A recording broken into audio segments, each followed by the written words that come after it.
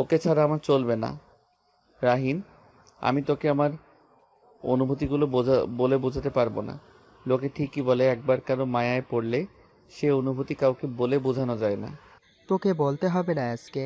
আমি বুঝি তোর সব অনুভূতি, কারণ তোর মতো আমিও কারো মায়ায় আসক্ত। আর প্রেমে পড়লে বা কাউকে ভালোবাসলে তাকে ভুলে থাকা যায়, কিন্তু কারো মায়ায় পড়লে তাকে ভুলে থাকা অসম্ভব। আর তাকে ছাড়া নিজের জীবনে অন্য কাউকে ভাবা মৃত্যু যন্ত্রণার থেকেও হাজার গুণ বেশি কষ্ট দেয়। কারো মায়ায় পড়লে হয়তো নিজের অস্তিত্ব মুছে ফেলা যায়, কিন্তু তার অস্তিত্ব নিজের জীবন থেকে মুছে ফেলা যায় না। আমাদের কাছে তোর এই ব্যাপারটা অবিশ্বাস্য হলেও তুই সত্যি ফেঁসে গেছিস আজকে। যে ছেলে প্রেম, ভালোবাসা, কমিটমেন্ট, ফিলিংস বিশ্বাস করতো না, বরং আমরা বললেও অলওয়েজ আমাদের সাথে মজা নিত, সেই শেহরাজ আজ খুব বাজেভাবে ফেঁসেছে। আচ্ছা তুই বলতো, তুই প্রতিনিয়ত কত মেয়ের প্রপোজ পাস? তোর বড় মামারা মেয়ে রোজা, মেয়েটা তো পাগল তোর জন্য। আকাশের তারা যেমন গুণে শেষ করা সম্ভব না, ঠিক তেমনি তোর উপর ক্রাশ খাওয়া মেয়েদেরও সংখ্যাও গুণে শেষ করা সম্ভব না। ইস, কিছু মেয়ে যদি আমাদেরকেও পাত্তা দিত। সামিয়াকে বলবো নাকি রাহিন যে তোর প্রেম করার জন্য মেয়ে লাগবে? এই না ভাই, এই না ভাই, এখনো নিজের ফিলিংসের কথা বলতে পারিনি ওকে। তুই এমন কিছু বললে প্রপোজ করার আগেই ব্রেকআপ হয়ে যাবে আমাদের। শেহরাজ রাহিনের কাঁধের ওপর হাত রেখে বলল, সম্পর্কে আমি কিন্তু তোর বড়, এটা মাথায় রাখিস। তুই বড় মানে? আমি সুমোর বড় ভাই। সম্পর্কে আমি তোর সম্বন্ধী হই। তুই সামিয়াকে বিয়ে করলে আমি তোর সম্পর্কে বড় হব, কারণ সামিয়া সুমুর ছোট বোন। তাহলে কে বড় বল? সুমো আগে নাকি আমি আগে শেহরাজ? সুমোর বড় ভাই আমি। সম্পর্কে তুই ছোট, আমি না। এইভাবেই দুই বন্ধুর খুনসুটি চলতে থাকলো। শাপলা বিলের শান্ত পানি, আকাশের চাঁদ, তারা সাক্ষী রইল এই বন্ধুত্বের মিষ্টি খুনসুটির। ঘড়ির কাঁটায় সকাল 10টা ছুঁই ছুঁই। ভোরের আলো ফুটেছে আরও অনেক আগেই। জেগে উঠেছে দর্শনাবাসী। কোলাহলপূর্ণ দর্শনা টাউনে মানুষের আনাগোনা শোনা যাচ্ছে। স্টেশন থেকে ভেসে আসছে ট্রেনের শব্দ। শিকদার বাড়িতে আজ আনোয়ার শিকদারের বড় মেয়ের গায়ে হলুদ। সকলে সকালের নাস্তা শেষ করে কাজে লেগে পড়েছে। বাড়ির বাহিরের মেন গেটটাকে সুন্দর করে সাজাচ্ছে ডেকোরেশনের লোকরা। আনোয়ার সাহেব চেয়েছিলেন বাড়ির ছাদে গায়ে হলুদের প্যান্ডেল করতে, কিন্তু বিয়ে বাড়িতে অনেক ছোট বাচ্চারা আছে বলে গার্ডেনে সব ব্যবস্থা করা হচ্ছে। গার্ডেনের একপাশে খুব সুন্দর করে গায়ে হলুদের স্টেজ সাজানো হচ্ছে। স্টেজের সামনে অনেকটা জায়গা নাচ গানের জন্য ফাঁকা রেখে একটু দূরে দূরে সকলের বসার জন্য চেয়ার পেতে দেওয়া হয়েছে। গার্ডেনের অন্য পাশে চেয়ার টেবিল পাতানো হয়েছে সকলকে একসাথে বসিয়ে খাওয়ানো হবে বলে। খাবার জায়গার প্যান্ডেলের থেকে একটু দূরে দুপুরে রান্নার প্রস্তুতি চলছে। আনোয়ার সাহেব ব্যস্ত আছেন দুপুরে আর রাতে কী কী আইটেম হবে ওইটা দেখতে। রিসাত সাহেব, ইফতিয়ার সাহেব, শামীম সাহেব সকালে নাস্তা করে বাজারে চলে গেছেন বিয়ের বাজার করতে। বাড়ির সকল মহিলারা বাটাবাটি কাটাকাটিতে ব্যস্ত। হাসি বেগম বাড়ির ভেতরেই আছেন। যারা এখনও নাস্তা করেনি তাদের নাস্তা দিচ্ছেন। সামিয়া, রায়সা, নাজমিন, তিশা, রাইফ, মাহি, ইফতিয়া ও রাইসার সব ফ্রেন্ডরা মায়েশার সাথে বসে গল্প করছে। ইফতিয়া চরের দাগটা মেকআপের সাহায্যে ঢেকে রেখেছে। ওর ওর এত সকাল সকাল মেকআপ করা দেখে কেউ অবশ্য অবাক হয়নি। মেয়েটা অলওয়েজ নিজেকে মেকআপের সাহায্যে সাজিয়ে রাখে।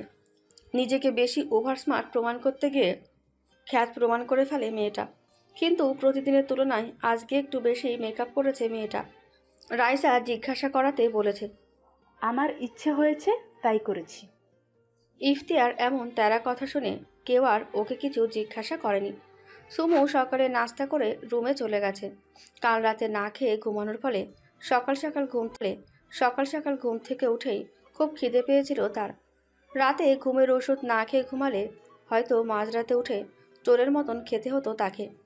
নিজের বাসায়ও রাত জেগে ফোন টিপে আর মাঝে রাতে খিদে পাবে তার, তখন উঠে এটা ওটা খাবে। রাতের ঘুমটাও বেশ ভালো হয়েছে সুমুর। এখন নিজের রুমে ফোন হাতে নিয়ে বসে আছে সে। ভেবেছিল মানুষটা সরি বলবে, কিন্তু না, সরি কেন? সিম্পল কোনো টেক্সটও করেনি সে। সুমু অনেকবার কাঙ্ক্ষিত রুমটার সামনে গিয়েছিল, কিন্তু রুমটা ভেতর থেকে বন্ধ। হয়তো এখনো ঘুমাচ্ছে সে। সুমু নিজেকে নিজে বকলো, বলল, তুই কি রে হ্যাঁ সুমু, কার থেকে কি আশা করেছিস? The world famous Shehraj Khan Bahadur খেল, ওমানের একমাত্র বিজনেস টপার, লাখো মেয়েদের নাম্বার 1 ক্রাশ, সে কিনা এই সামান্য তোকে সরি বলবে? অসম্ভব।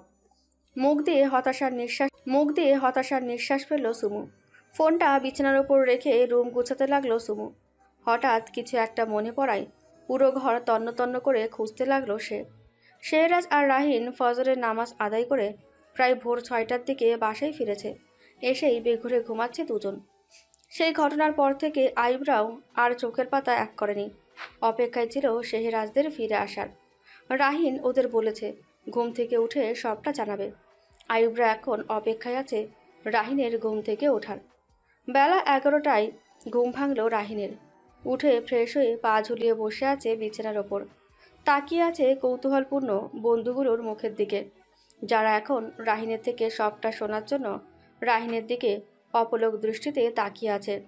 রাহিন ওদের একরাশ আগ্রহের মধ্যে পানি ঢেলে দিয়ে বলল, আমার অনেক খিদে পেয়েছে গাইস, আগে আমাকে ব্রেকফাস্টটা করতে দে। আয়ু বিরক্ত হলো খুব, রাগের সুরে বলল, তুই কি আমাদের সাথে ইয়ার্কি মারছিস রাহিন? বুঝতে পারিস না আমরা কতটা সিরিয়াস? আরে ভাই, সত্যি আমার খুব খিদে পেয়েছে। পেটে খাবার না পড়লে আমার পক্ষে কিছু বলা পসিবল না। সারভাজ বলল, আয়ুব, ওকে খাবারটা খেয়ে নিতে দে, তবে এই রুমে খাবারটা আনার ব্যবস্থা করছি। রাহিন বলল, তাই কর। আর শোন, আমার পিচ্ছি বউটা যেন খাবারটা দিতে আসে, ওইটা একটু দেখিস। অমিত রাগের সুরে বলল, শালা তুই কি শ্বশুর বাড়ি এসেছিস যে বউ এসে খাবার দিয়ে যাবে? রাহিন অমিতের দিকে তাকিয়ে বলল, নিজের শ্বশুর বাড়ি না হোক, বউয়ের শ্বশুর বাড়ি তো এসেছি। রাহিনের কথায় বিরক্ত সকলে। সারভাজ বলল, আয়ুব, তুই নিচে যা, সামিয়াকে খুঁজে রাহিনের জন্য খাবার নিয়ে যা। রাহিন একটু ভেবে বলল, আর শোন, সামিয়া নাজমিন দুজনকেই নিয়ে আসবি। ওরা যেহেতু এখন আমাদের টিমের মেম্বার, সেহেতু ওদেরও সবটা জানা উচিত। ব্যাপারটা এমন যে ওরা জানলে আমাদের সুবিধা হবে।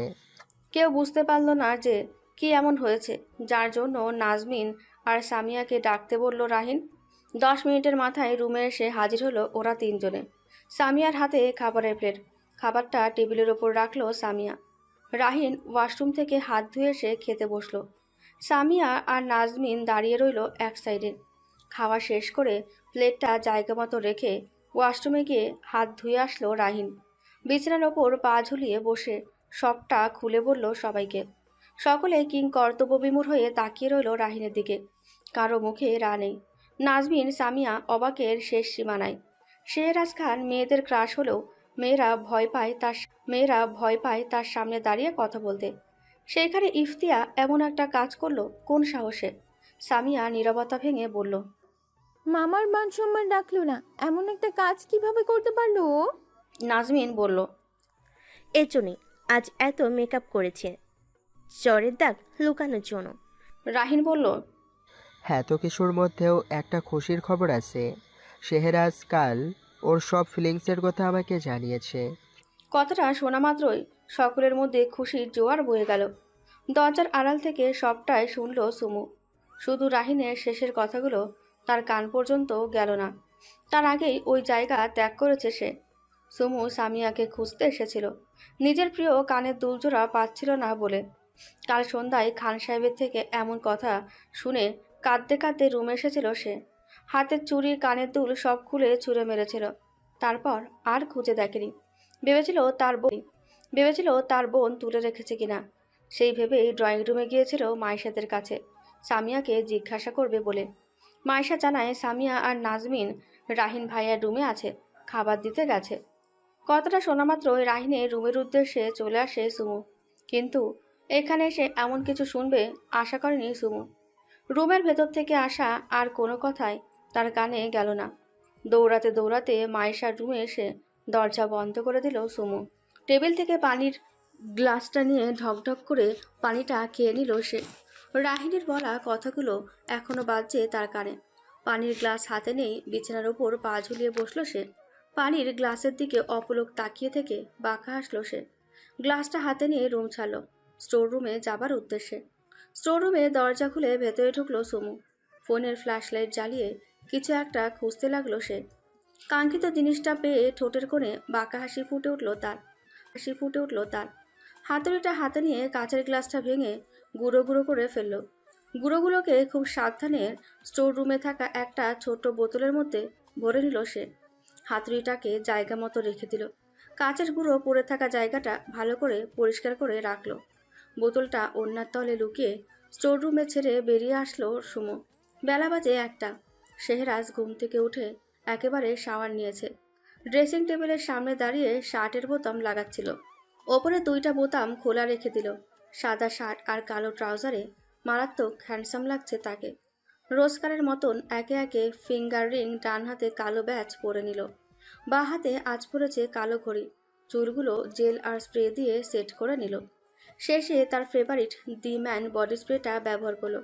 শার্টের হাতা ফোল্ড করতে করতে টেবিল থেকে ফোনটা হাতে নিয়ে চলে গেল ব্যালকনিতে। ইনস্টাগ্রামে ঢুকে কাঙ্ক্ষিত জায়গায় টেক্সট পাঠালো। সাথে সাথে টেক্সটটা সিন হলো। অনলাইনে ছিল তার প্রেয়সী। ঠোঁটে মৃদু হাসি রেখে চেয়ারে বসলো। 20 মিনিটের মাথায় রুমের দরজায় এসে দাঁড়ালো সুমু। ঠোঁটে তার এক চিলটে হাসি, হাতে খাবার আর চায়ের কাপ।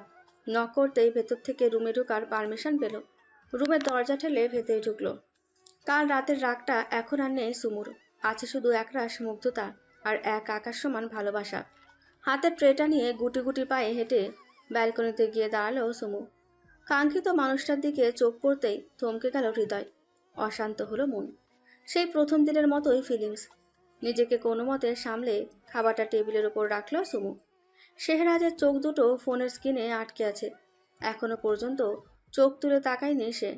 সুমু ছোট্ট একটা ঢোক গিলে বলল, আপনার ব্রেকফাস্ট আর চা। কথাটা শুনলো শেহরাজ, কিন্তু চোখ তুলে তাকালো না। হঠাৎ ইফতিয়ার চিৎকার ভেসে এলো দুজনের কানে। সুমু আর 1 সেকেন্ডেরও দাঁড়ালো না। হন্তদন্ত হয়ে ছুটল ড্রয়িং রুমের উদ্দেশ্যে। শেহরাজ ঠায় বসে রইল। হঠাৎ বেলকনি থেকে নজর গেল বাগানের দিকে। সুমু হন্তদন্ত হয়ে বাগানে ছুটছে। গাঁদা ফুলের গাছ থেকে কিছু পাতা ছেড়ে 2 হাতের তালুর সাহায্যে রস বের করে একটা বাটিতে ভরে নিল। অন্যার নিচ থেকে একটা কৌটা বের করলো সুমু। শেহরাজের ডাউট লাগলো ব্যাপারটা। মনোযোগ দিয়ে তাকিয়ে রইল বাগানে থাকা প্রেয়সীর দিকে।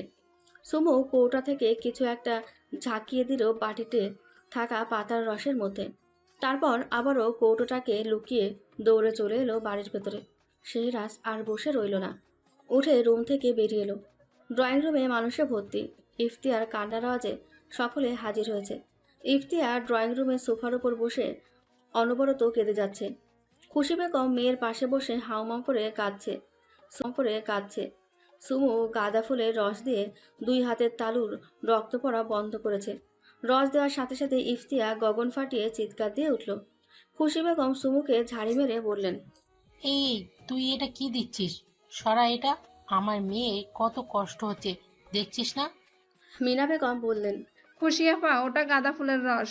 ওটা দিলে একটু জ্বলবে, কিন্তু রক্ত পড়া বন্ধ হবে। সুমু 2 হাতে খুব ভালো করে রসটা লাগিয়ে দিল। আনোয়ার সাহেব এসে বললেন, ডাক্তার আর কিছুক্ষণের মধ্যে এসে পড়বে। ডাক্তার এলো 30 মিনিটের মাথায়। এসে ইফতিয়ার হাত ভালো করে চেক আপ করলো। হাতের ভেতরে কাচের গুঁড়ি ঢুকে আছে। 2টো হাতের তালুই ক্ষতবিক্ষত হয়ে গেছে। ডাক্তার খুব ভালো করে হাত চেক করে কাচের টুকরো বের করলো।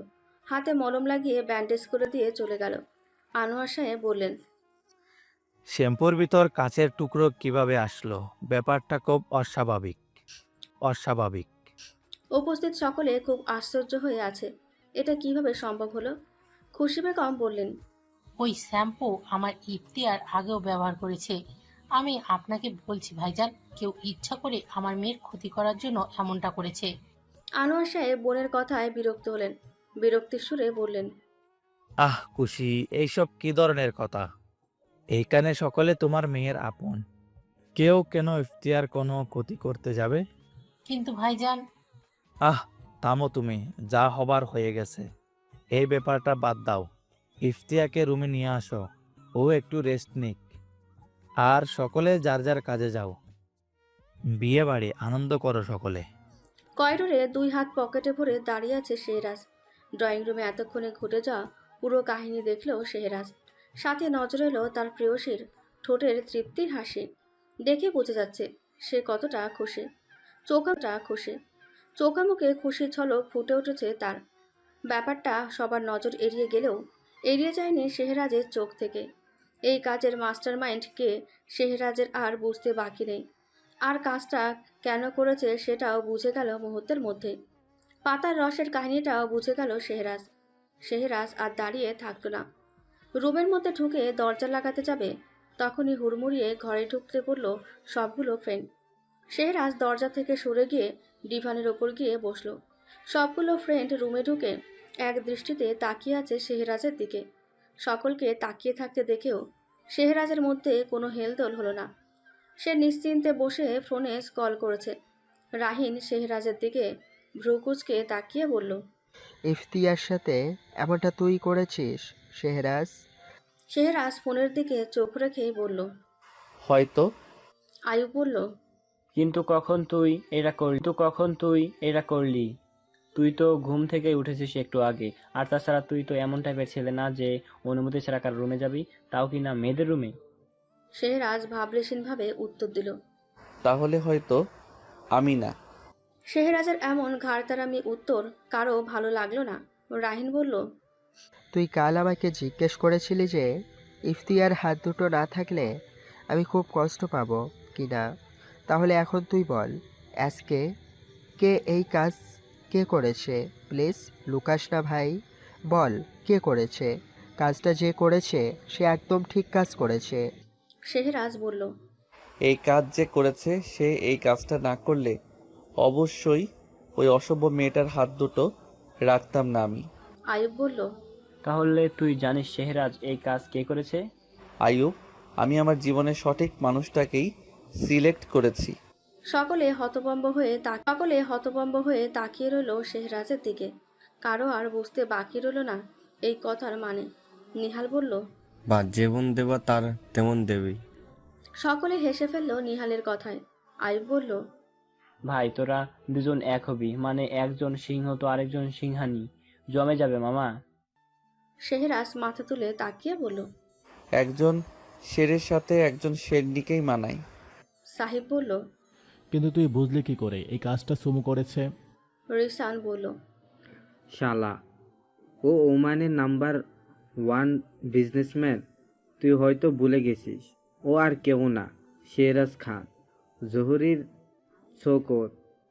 ওর জন্য এই সামান্য জিনিসটা বোঝা কোনো ব্যাপার না। রাহিন বলল, সেসব তো বুঝলাম, কিন্তু সুমু কি করে জানতে পারলো কাল রাতের ঘটনা? শেহরাজ ভ্রুকুচকে তাকিয়ে বলল, জানতে পারলো কিভাবে মানে তোরা বলিসনি ওকে? আয়ুব বলল, না, শুধু সামিয়া আর নাজমিন জানে। অমিত বলল, কিভাবে জেনেছে সেটা বড় কথা না, কাজটা সুমু দারুণ করেছে। আই পিরিয়ড হার। এভাবে চলল তাদের আড্ডা, একে অপরের পিছে লাগা। সন্ধ্যা রাত পুরো শিকদার বাড়ি অসাধারণ সুন্দর করে লাইটিং করা হয়েছে। চারপাশে মরিচবাতির আলোয় আলোকিত। পার্লারের মেয়েরা এসে বাড়ির মেয়েদের সাজিয়ে দিয়ে গেছে। সুমু কিছুতে শাড়ি পরতে চাইছিল না। মাইশা অনেক রিকোয়েস্ট করে ওকে শাড়ি পরিয়েছে, কিন্তু পার্লারের মেয়েদের দিয়ে সাজেনি সুমু। ঠোঁটে একদম হালকা গোলাপি লিপস্টিক আর কিছু সিম্পল অর্নামেন্টস পরেছে। কোমর পর্যন্ত চুলগুলো মাথার বাঁ সাইডে সিথি করে ছেড়ে রেখেছে। এতেই অপূর্ব লাগছে তাকে। গায়ে হলুদের জন্য আর্টিফিশিয়াল অর্নামেন্টস কেনা হয়েছে সবার জন্য। সুমু সেগুলো পরেনি। বাড়ির সকল মেয়েদের সাজ এক, শুধু সুমুর আর মাইশার ভিন্ন। মাইশা আয়নার সামনে দাঁড়িয়ে নিজেকে ঘুরে ঘুরে দেখছে। কথাই বলে, মেয়েদের বিয়ের ছোঁয়া লাগলে সৌন্দর্য বৃদ্ধি পায়। মাইশাকে দেখেই বোঝা যাচ্ছে কথাটাই কোনো ভুল নেই। অপরূপ সৌন্দর্য লাগছে তাকে। ফর্সা শরীরের ওপর হলুদ শাড়ির সাথে অর্নামেন্টসগুলো ফুটে উঠেছে। বাড়ির সকল ছেলেরা একই রকমের কালো পাঞ্জাবি পরেছে, আর মহিলারা সকলে হলুদ কালারের শাড়ি পরেছে। শেহরাজ এখনও রেডি হয়নি, বসে বসে ফোনে স্ক্রল করছে। এমন কাণ্ড দেখে আইবরা সকলে হতভম্ব। সারবাজ বলল, তুই এখনো রেডি হসনি কেন? শেহরাজ সারবাজের দিকে তাকিয়ে বলল, আমি কি মেয়ে মানুষ যে সন্ধ্যা থেকে রেডি হতে শুরু করব? অনুষ্ঠান এখনো শুরু হয়নি। অনুষ্ঠান শুরু হবার আগে আমি রেডি হয়ে যাব। আইব বলল। কিরে তুই পাঞ্জাবি পরবি না? শেহরাজ কোনো উত্তর দিল না, ফোনে স্ক্রল করতে লাগলো। সারবাজ বলল, কেন পরবে না? অবশ্যই পরবে।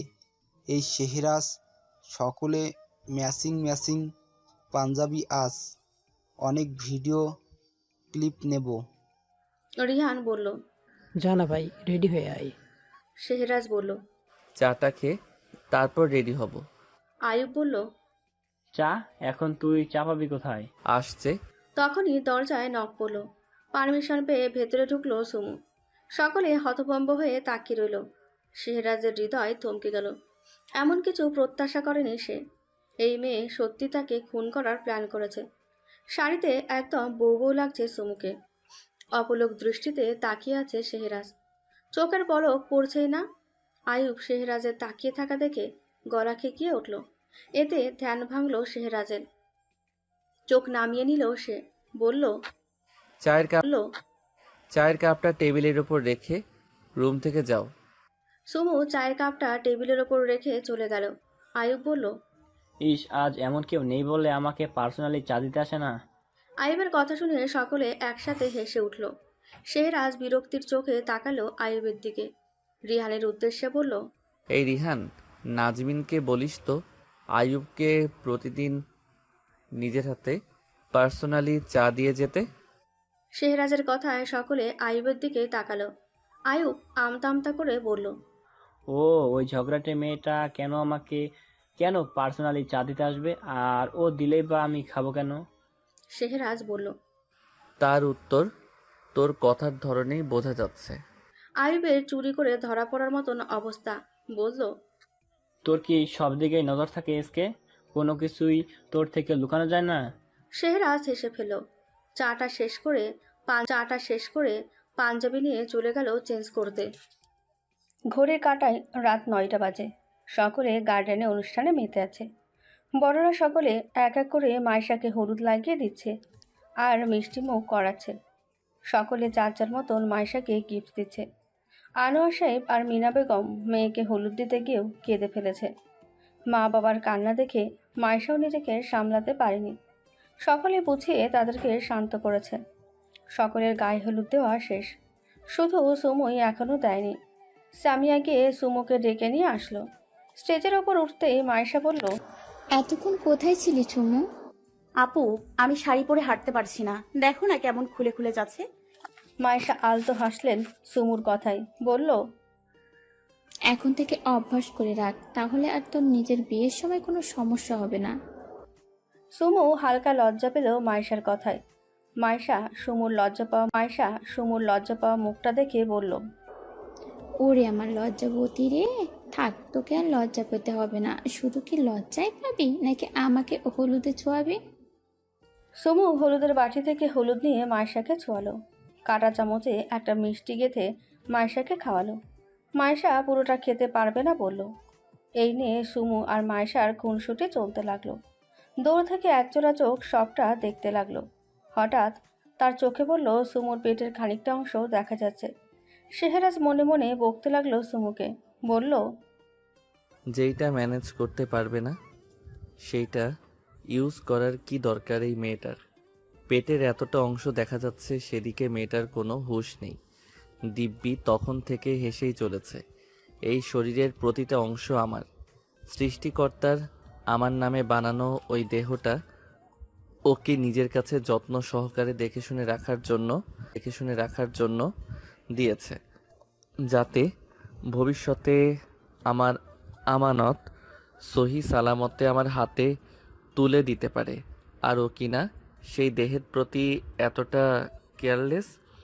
শেহরাজ খান নিজের জিনিসের প্রতি অবহেলা, অযত্ন একদম সহ্য করে না।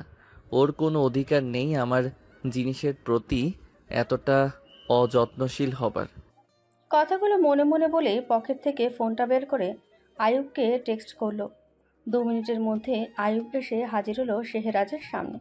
শেহরাজ বলল, নাজমিন কই? আয়ুব রাগ দেখানোর ভঙ্গিমাতে বলল। ওই ঝগড়াটে মেয়ে কোথায় আমি কিভাবে জানবো? শেহরাজ বিরক্তির সুরে বলল, তোকে ওর পিছনে ঘুরতে দেখেছি, এখন বল কোথায় ও?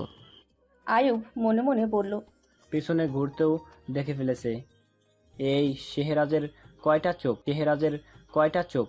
সামনের চোখ দুটো তো অলওয়েজ সমুতে আটকে থাকে। দেখো তো ওর পিছনে কোনো হিডেন চোখ আছে কিনা।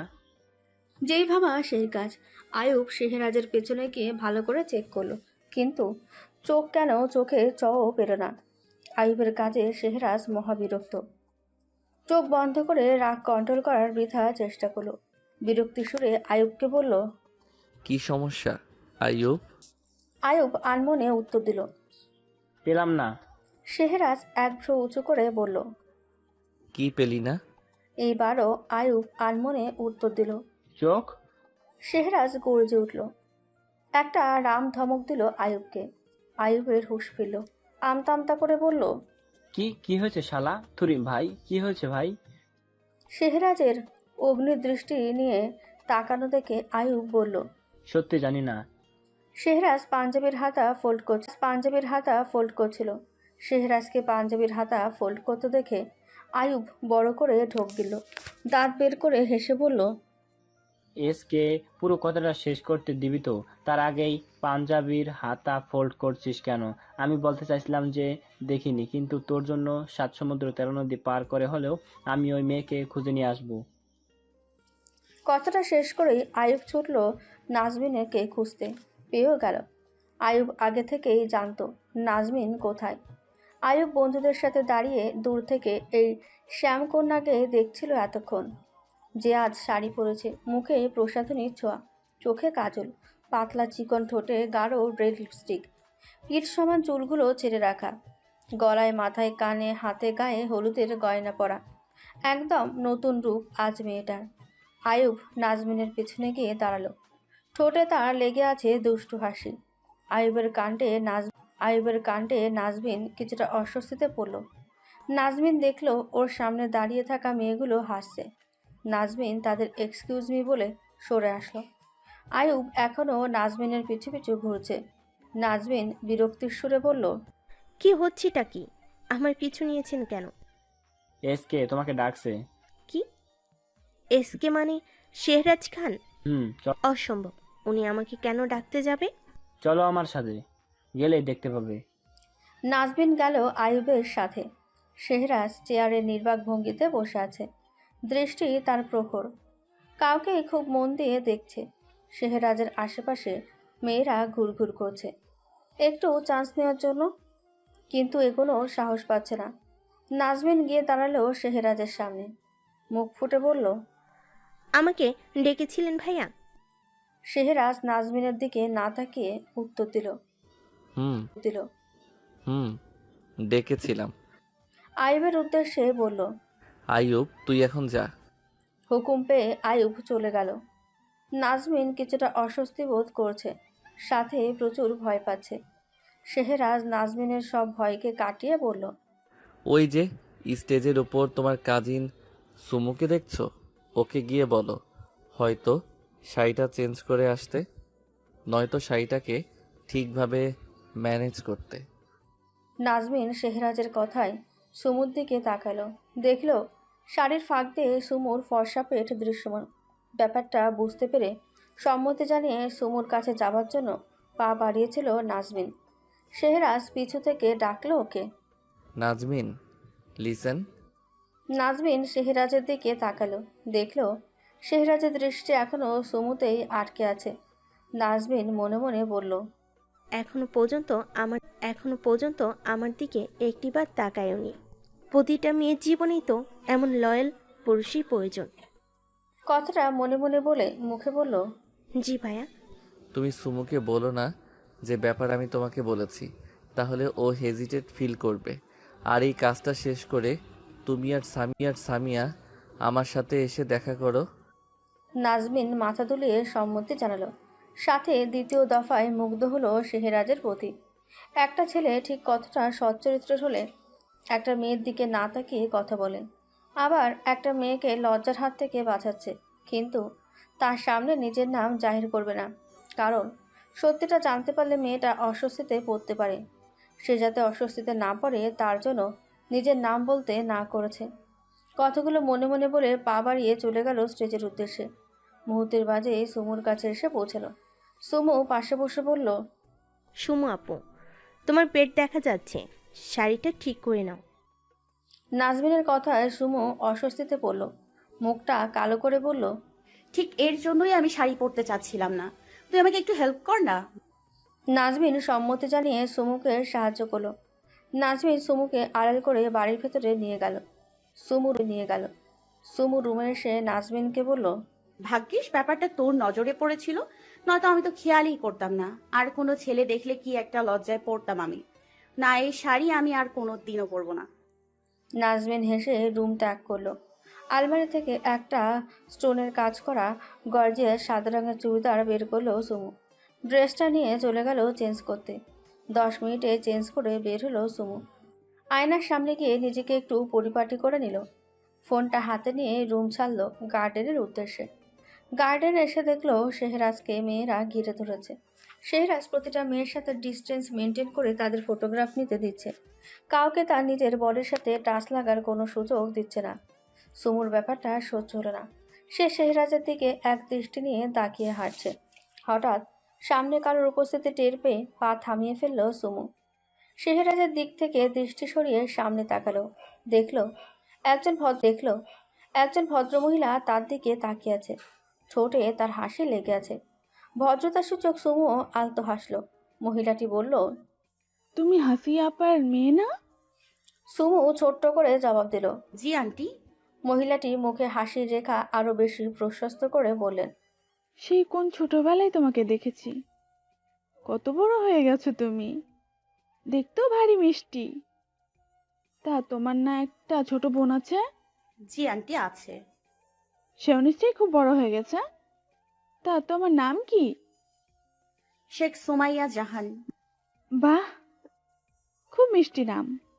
তা পড়াশোনা করো তো মা? জি আন্টি, আমি অনার্স প্রথম বর্ষের ছাত্রী। খুব ভালো, এইটুকু বয়সে পড়াশোনাতে খুব এগিয়ে গেছো। জি আন্টি। তা আমার শাড়িতে তো তোমাকে খুব সুন্দর লাগছিল, চেঞ্জ করে ফেললে কেন? আমি তো এখানে এসে তোমাকে দেখার পর থেকে চোখ সরাতে পারিনি। তা আমার বিয়ে হয়ে গেছে তোমার? এমন প্রশ্নে খুব বিরক্ত বোধ করলো সুমু। জোর করে মুখে হাসির রেখা টেনে বলল, আসলে আন্টি, আমার একটু কাজ আছে, আমি আসছি। আপনি কিন্তু না খেয়ে যাবেন না। কথাটা বলে স্থান ত্যাগ করলো সুমু। তখনই ওই মহিলার সামনে এসে দাঁড়ালো খুশি বেগম। বললেন, কেমন আছিস হাসনা? জি ভালো। তোকে অনেকদিন পর দেখলাম। তা আমার বোনের মেয়েকে খুব পছন্দ হয়েছে তোর, তাই না? হাসনা বেগম মুচকি এসে বললেন, আরে খুশি, আর বলিস না, আমার ছেলেটাকে বিয়ে দেব, তাই মেয়ে খুঁজছি, কিন্তু হাতের কাছে কোনো ভালো মেয়েই পাচ্ছি না। আর তুই আমার ছোটবেলার বান্ধবী, তোর কাছে কিছু লুকাবো না। আমার ছেলে একটা মেয়েকে পছন্দ করে। মেয়েটাকে আমার একদম ভালো লাগেনি। আমার ওই একটাই মাত্র ছেলেকে বলেছি আমার পছন্দ করা মেয়ের সাথেই বিয়ে দিব। হাসি আপার এই মেয়েটা খুব মিষ্টি আর ব্যবহারও খুব সুন্দর। আমার ওকে খুব পছন্দ হয়েছে। খুশি বেগম হেসে বললেন, পছন্দ হয়েছে? ছেলের বউ করবি? সমস্যা কি? হাসনা বেগম খুশিতে গদগদ হয়ে বললেন, সত্যি খুশি? তুই সত্যি বলছিস? খুশি বেগম উচ্চস্বরে হেসে বললেন, হ্যাঁ সত্যি। হাসনা বেগম একটু ভাবুক হয়ে বললেন, কিন্তু তোর বড় বোন কি রাজি হবে মেয়ে দিতে? খুশি বেগম হাসনা বেগমের কাঁধে হাত রেখে বললেন, আরে আমি আছি না, তুই কোনো চিন্তা করিস না। কিন্তু তোর ছেলে, সে কি রাজি হবে? তুই ভাবিস না খুশি, আমার ছেলেকে রাজি করানো দায়িত্ব আমার। খুশি বেগম বললেন, ঠিক আছে, চল এখন। অনুষ্ঠান দেখি। দুই বান্ধবী চলে গেলেন স্টেজের দিকে। দূর থেকে সবটা দেখলো একজোড়া চোখ, ঠোঁটে তার বাঁকা হাসি। মাইশার শ্বশুরবাড়ি থেকে লোক এসেছে হলুদের তত্ত্ব নিয়ে। মাইশা ভিডিও কলে কথা বলছে তার হবু জামাইয়ের সাথে। ড্যান্সের জন্য লোক ভাড়া করে আনা হয়েছে। তারা একের পর এক পারফরমেন্স করে যাচ্ছে। আনোয়ার সাহেব, রিসাত সাহেব, ইফতিয়াক সাহেব, শামীম সাহেব হলুদের নিমন্ত্রিত সকলের দেখাশোনা করছেন। কারো কোনো অসুবিধা হচ্ছে কিনা, আসতে কোনো অসুবিধা হচ্ছে কিনা জিজ্ঞাসা করছেন। মিনা বেগম, হাসি বেগম চা, নাস্তা, শরবত, স্ন্যাক্স, পকোড়া তৈরি করছেন। কেটারিংয়ের লোকেরা সকলকে ঘুরে ঘুরে নাস্তা দিচ্ছেন। খুশি বেগম নিজের মেয়ে আর বান্ধবীর সাথে খোঁজ গল্প করছেন। ইফতিয়ার আর খুশি বেগমের মনের ভেতর রাগ জমে আছে। আনোয়ার সাহেবের তখনের বলা কথাগুলো পছন্দ হয়নি খুশি বেগমের। তার মেয়ের হাতের এমন অবস্থা, আর তার ভাই ব্যাপারটাকে তুচ্ছ করে দেখেছে, কিন্তু তিনি এর প্রতিশোধ নিয়েই ছাড়বে। কাল রাতের পর থেকেই খুশি বেগম শেহরাজ আর সুমুর দিকে খুব ভালো করে নজর রেখেছে। রাইসা, তিশা, মাহি আর রাইসার সব ফ্রেন্ডরা ডান্সের প্রিপারেশন নিচ্ছে। ভাড়াঘর ডান্সের পার্টির পর তাদের পারফরমেন্স। রাইস চেয়ারে বসে বসে হাতে পকোড়ার প্লেট নিয়ে খাচ্ছে আর ডান্স দেখছে। শেহরাজও তার ফ্রেন্ডরা একসাথে বসে আছে। শেহরাজ ফোনে কল করেছে আর রাহিনরা বসে আড্ডা দিচ্ছে। সুমু নাজমিন আর সামিয়াকে খুঁজছে, কিন্তু কোথাও পাচ্ছে না। সুমু স্টেজের উপর উঠে মাইশাকে বলল, আপু, নাজমিন আর সামিয়াকে দেখেছো? দেখো না, কোথাও পাচ্ছি না।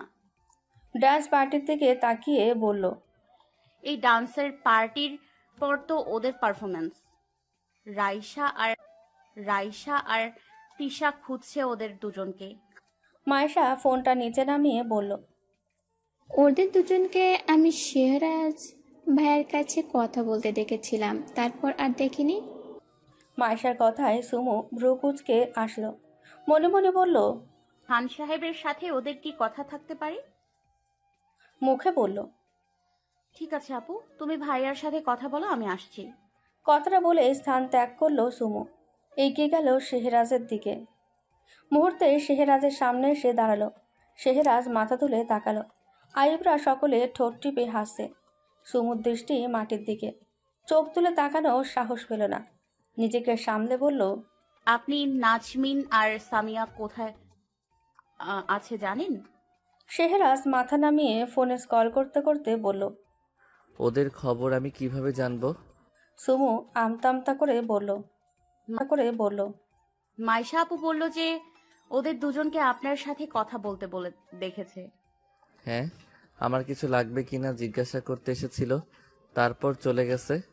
সুমু আর দাঁড়ালো না, বাড়ির ভেতরে চলে গেল। শেহরাজ তার মাসুকার যাওয়ার পানে তাকিয়ে আছে। আয়ুব একটু জোরে হেসে ফেললে আয়ুবের হাসি থেকে শেহরাজের বাকি সব ফ্রেন্ডরাও হেসে ফেলল। শেহরাজ তাকালো আয়ুবের পানে। আয়ুব হাসতে হাসতে বলল, সরি এসকে, হাসি আটকে রাখতে কষ্ট হচ্ছিল, তাই দাঁত ভেদ করে ভেতর থেকে হাসি বেরিয়ে গেছে।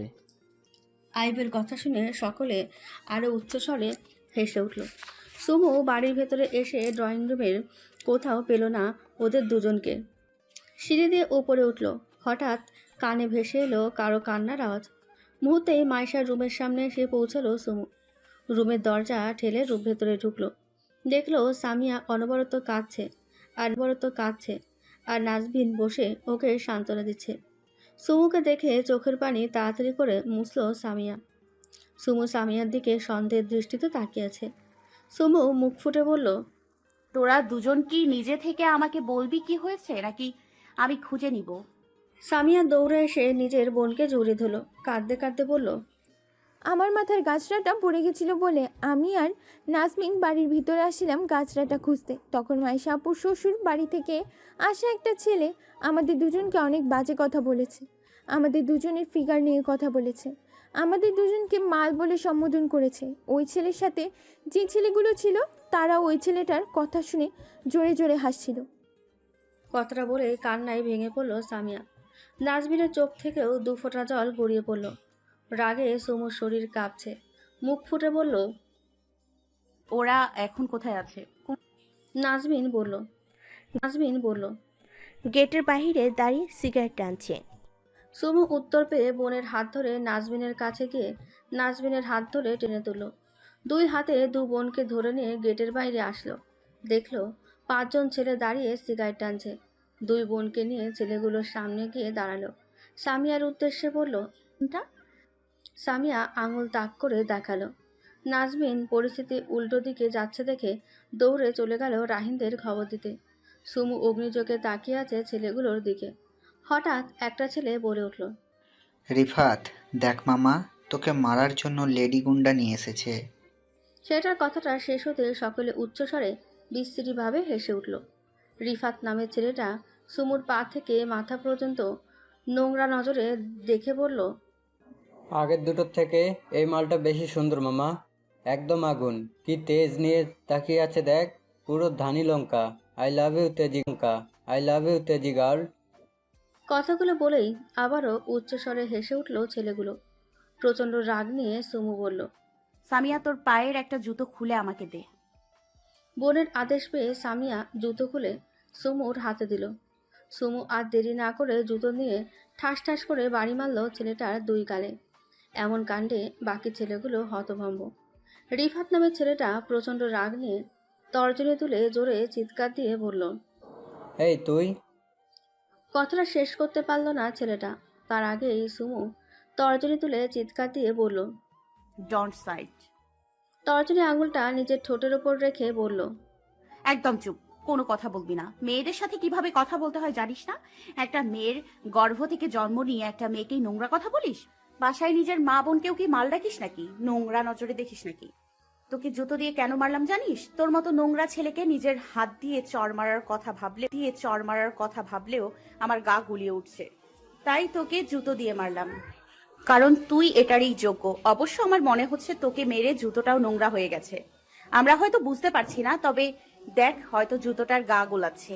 এই সামিয়া, এই জুতোগুলো নোংরা হয়ে গেছে। চল, এগুলো গোবরের মধ্যে ফেলে তুই অন্য জুতা পরবি। কথাটা বলেই সুমু সামিয়ার হাত ধরে চলে যাচ্ছিল। তখনই ছেলেটার চিৎকারের আওয়াজ ভেসে আসলো সুমুর কানে।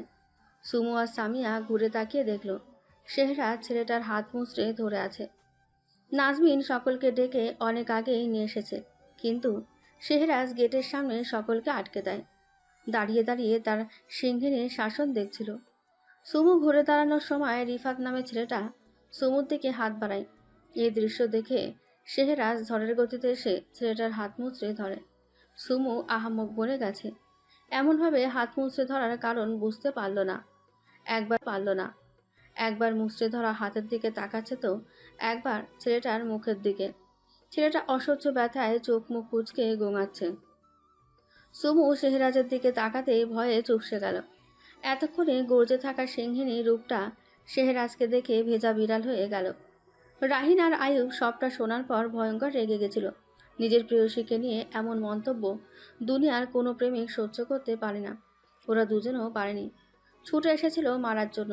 তবে সুমুর কাণ্ড দেখে শেহরাজ তাদের আটকে দেয়, আর এখন শেহরাজের কাণ্ড দেখে ওরাও ভয় পেয়ে গেছে। আয়ুব রাহিনের কানের কাছে ফিসফিসিয়ে বলল, ভাই, এসকে কে থামানোর দরকার। ও যা খেপেছে, উল্টোপাল্টা কিছু করার আগে ওকে থামাতে হবে। অন্তত সমুদ্রের সামনে ওকে কিছু করতে দেওয়া যাবে না। রাহিন আয়ুবের কথায় সম্মতি জানিয়ে দৌড়ে গেল শেহরাজের কাছে। সাথে সব ফ্রেন্ডরা গেল। শেহরাজ এখনো অগ্নিদৃষ্টি নিয়ে হাত মুচড়ে ধরে ছেলেটার দিকে তাকিয়ে আছে। রিফাতের বন্ধুগুলো শেহরাজের অগ্নিদৃষ্টি দেখে ভয়ে সিঁটিয়ে আছে। চোখ তুলে তাকাচ্ছে না পর্যন্ত ছেলেগুলো। শেহরাজের চোখের প্রতিটি শিরা রক্তবর্ণ ধারণ করেছে। দাবানলের আগুন জ্বলছে এই চোখ দুটিতে। আয়ুব শেহরাজের কানের কাছে গিয়ে বলল, মাথা ঠান্ডা কর এসকে, এইখানে সুমু, সামিয়ারা আছে। এদের সামনে প্লিজ কোনো উল্টাপাল্টা অ্যাকশন নিস না। শেহরাজ ছেলেটার নাক বরাবর ঘুষি মারল। মুহূর্তেই ছেলেটা মুখ থুবড়ে পড়ল সুমুর পায়ের সামনে। নাক দিয়ে গলগল করে রক্ত ঝরছে। গর্জে উঠে শেহরাজ বলল, সে সরি। উপস্থিত সকলে ভয়ে কেঁপে উঠল। সুমু চোখ তুলে তাকানোর সাহস অবধি পেল না। সামিয়া আর নাজবিন ভয়ের চোটে সারবাজদের পেছনে গিয়ে লুকিয়েছে। ছেলেটার ভয়ের চোটে সুমুর পা ধরে আমতা করে বলল, সরি সরি সরি বোন, আমার ভুল হয়ে গেছে, আমাকে ক্ষমা করে দাও। শেহরাজ আবারও গর্জে উঠল, বলল, হয়নি।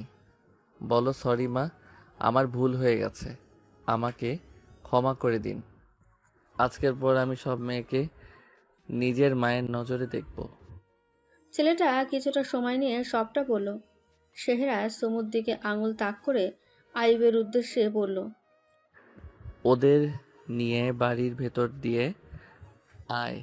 সুমু চোখ তুলে তাকালো, আমতা আমতা করে বলল, ওকে আর মারবেন না প্লিজ, ছেড়ে দিন। ছেলেটার হাতটা হয়তো। কথাটা শেষ করতে পারল না সুমু। শেহরাজ গর্জে উঠে আইবের উদ্দেশ্যে বলল, আমি তোকে কিছু বলেছি আইয়ুব? আয়ুব সুমুদের নিয়ে বাড়ির উদ্দেশ্যে পা বাড়ালো। যেতে যেতে বলল, চিন্তা করো না, ওদের আর কিছুই বলবে না। শেহরাজ কেমন ছেলে, একটু হন ছেলে, একটু হলেও তো জানো। রেগে গিয়েছিল তাই হালকা মেরেছে, ক্ষমা চেয়েছে, এখন আর কিছুই বলবে না। সুমু স্বস্তির নিঃশ্বাস ফেলে বাড়ির ভেতরে চলে যায়। আয়ুব সুমুদের অনুষ্ঠানের দিকে যেতে দেখে আবারও শেহরাজদের কাছে ফিরে আসে। শেহরাজ পেছন থেকে শার্ট খামচে ধরে ছেলেটাকে টেনে তোলে। ছেলেটার মুখের দিকে তাকিয়ে বলে, আজ তুই তোর জীবনের সব থেকে বড় ভুলটা করে ফেলেছিস। আর সেই ভুলটা কি জানিস? শেহরাজ খানের কলিজার দিকে হাত বাড়িয়েছিস। কি যেন বলেছিলি? পুরো আগুন। ঠিকই বলেছিস, আগুনও। কিন্তু দেখ, তুই আগুনের দিকে হাত বাড়িয়েছিস আর ছ্যাঁকা খাবি না, তা কি করে হয় বল? শেহরাজ রিফাতের বাকি ফ্রেন্ডদের দিকে তাকিয়ে বলল, তোদের কারো কাছে লাইটার আছে? একটা ছেলে আমতা আমতা করে বলল, না স্যার, না স্যার। শেহরাজ অগ্নিদৃষ্টি নিক্ষেপ করলো ছেলেটার দিকে। ভয়ের চোটে ছেলেটা পকেট থেকে লাইটার বের করে শেহরাজের দিকে বাড়িয়ে দিল। আয়ুবরা নির্বাক দৃষ্টিতে তাকিয়ে আছে, বাধা দিচ্ছে না শেহরাজকে, কারণ তারা জানে বাধা দিয়ে কোনো লাভ নেই। বাধা দিতে গেলে ওদের কপালেও দুঃখ আছে। শেহরাজ লাইটারটা জ্বালিয়ে ছেলেটার হাতের ওপর চেপে দিল। মুহূর্তেই ছেলেটা গগন ফাটিয়ে চিৎকার দিয়ে উঠল। শেহরাজ বিরক্তি নিয়ে তাকালো রাহিনের দিকে।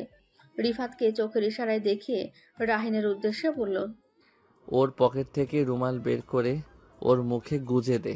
নর্দমার কীটটা বড্ড জোরে চিৎকার করছে, এখনই কান নষ্ট হলে চলবে না।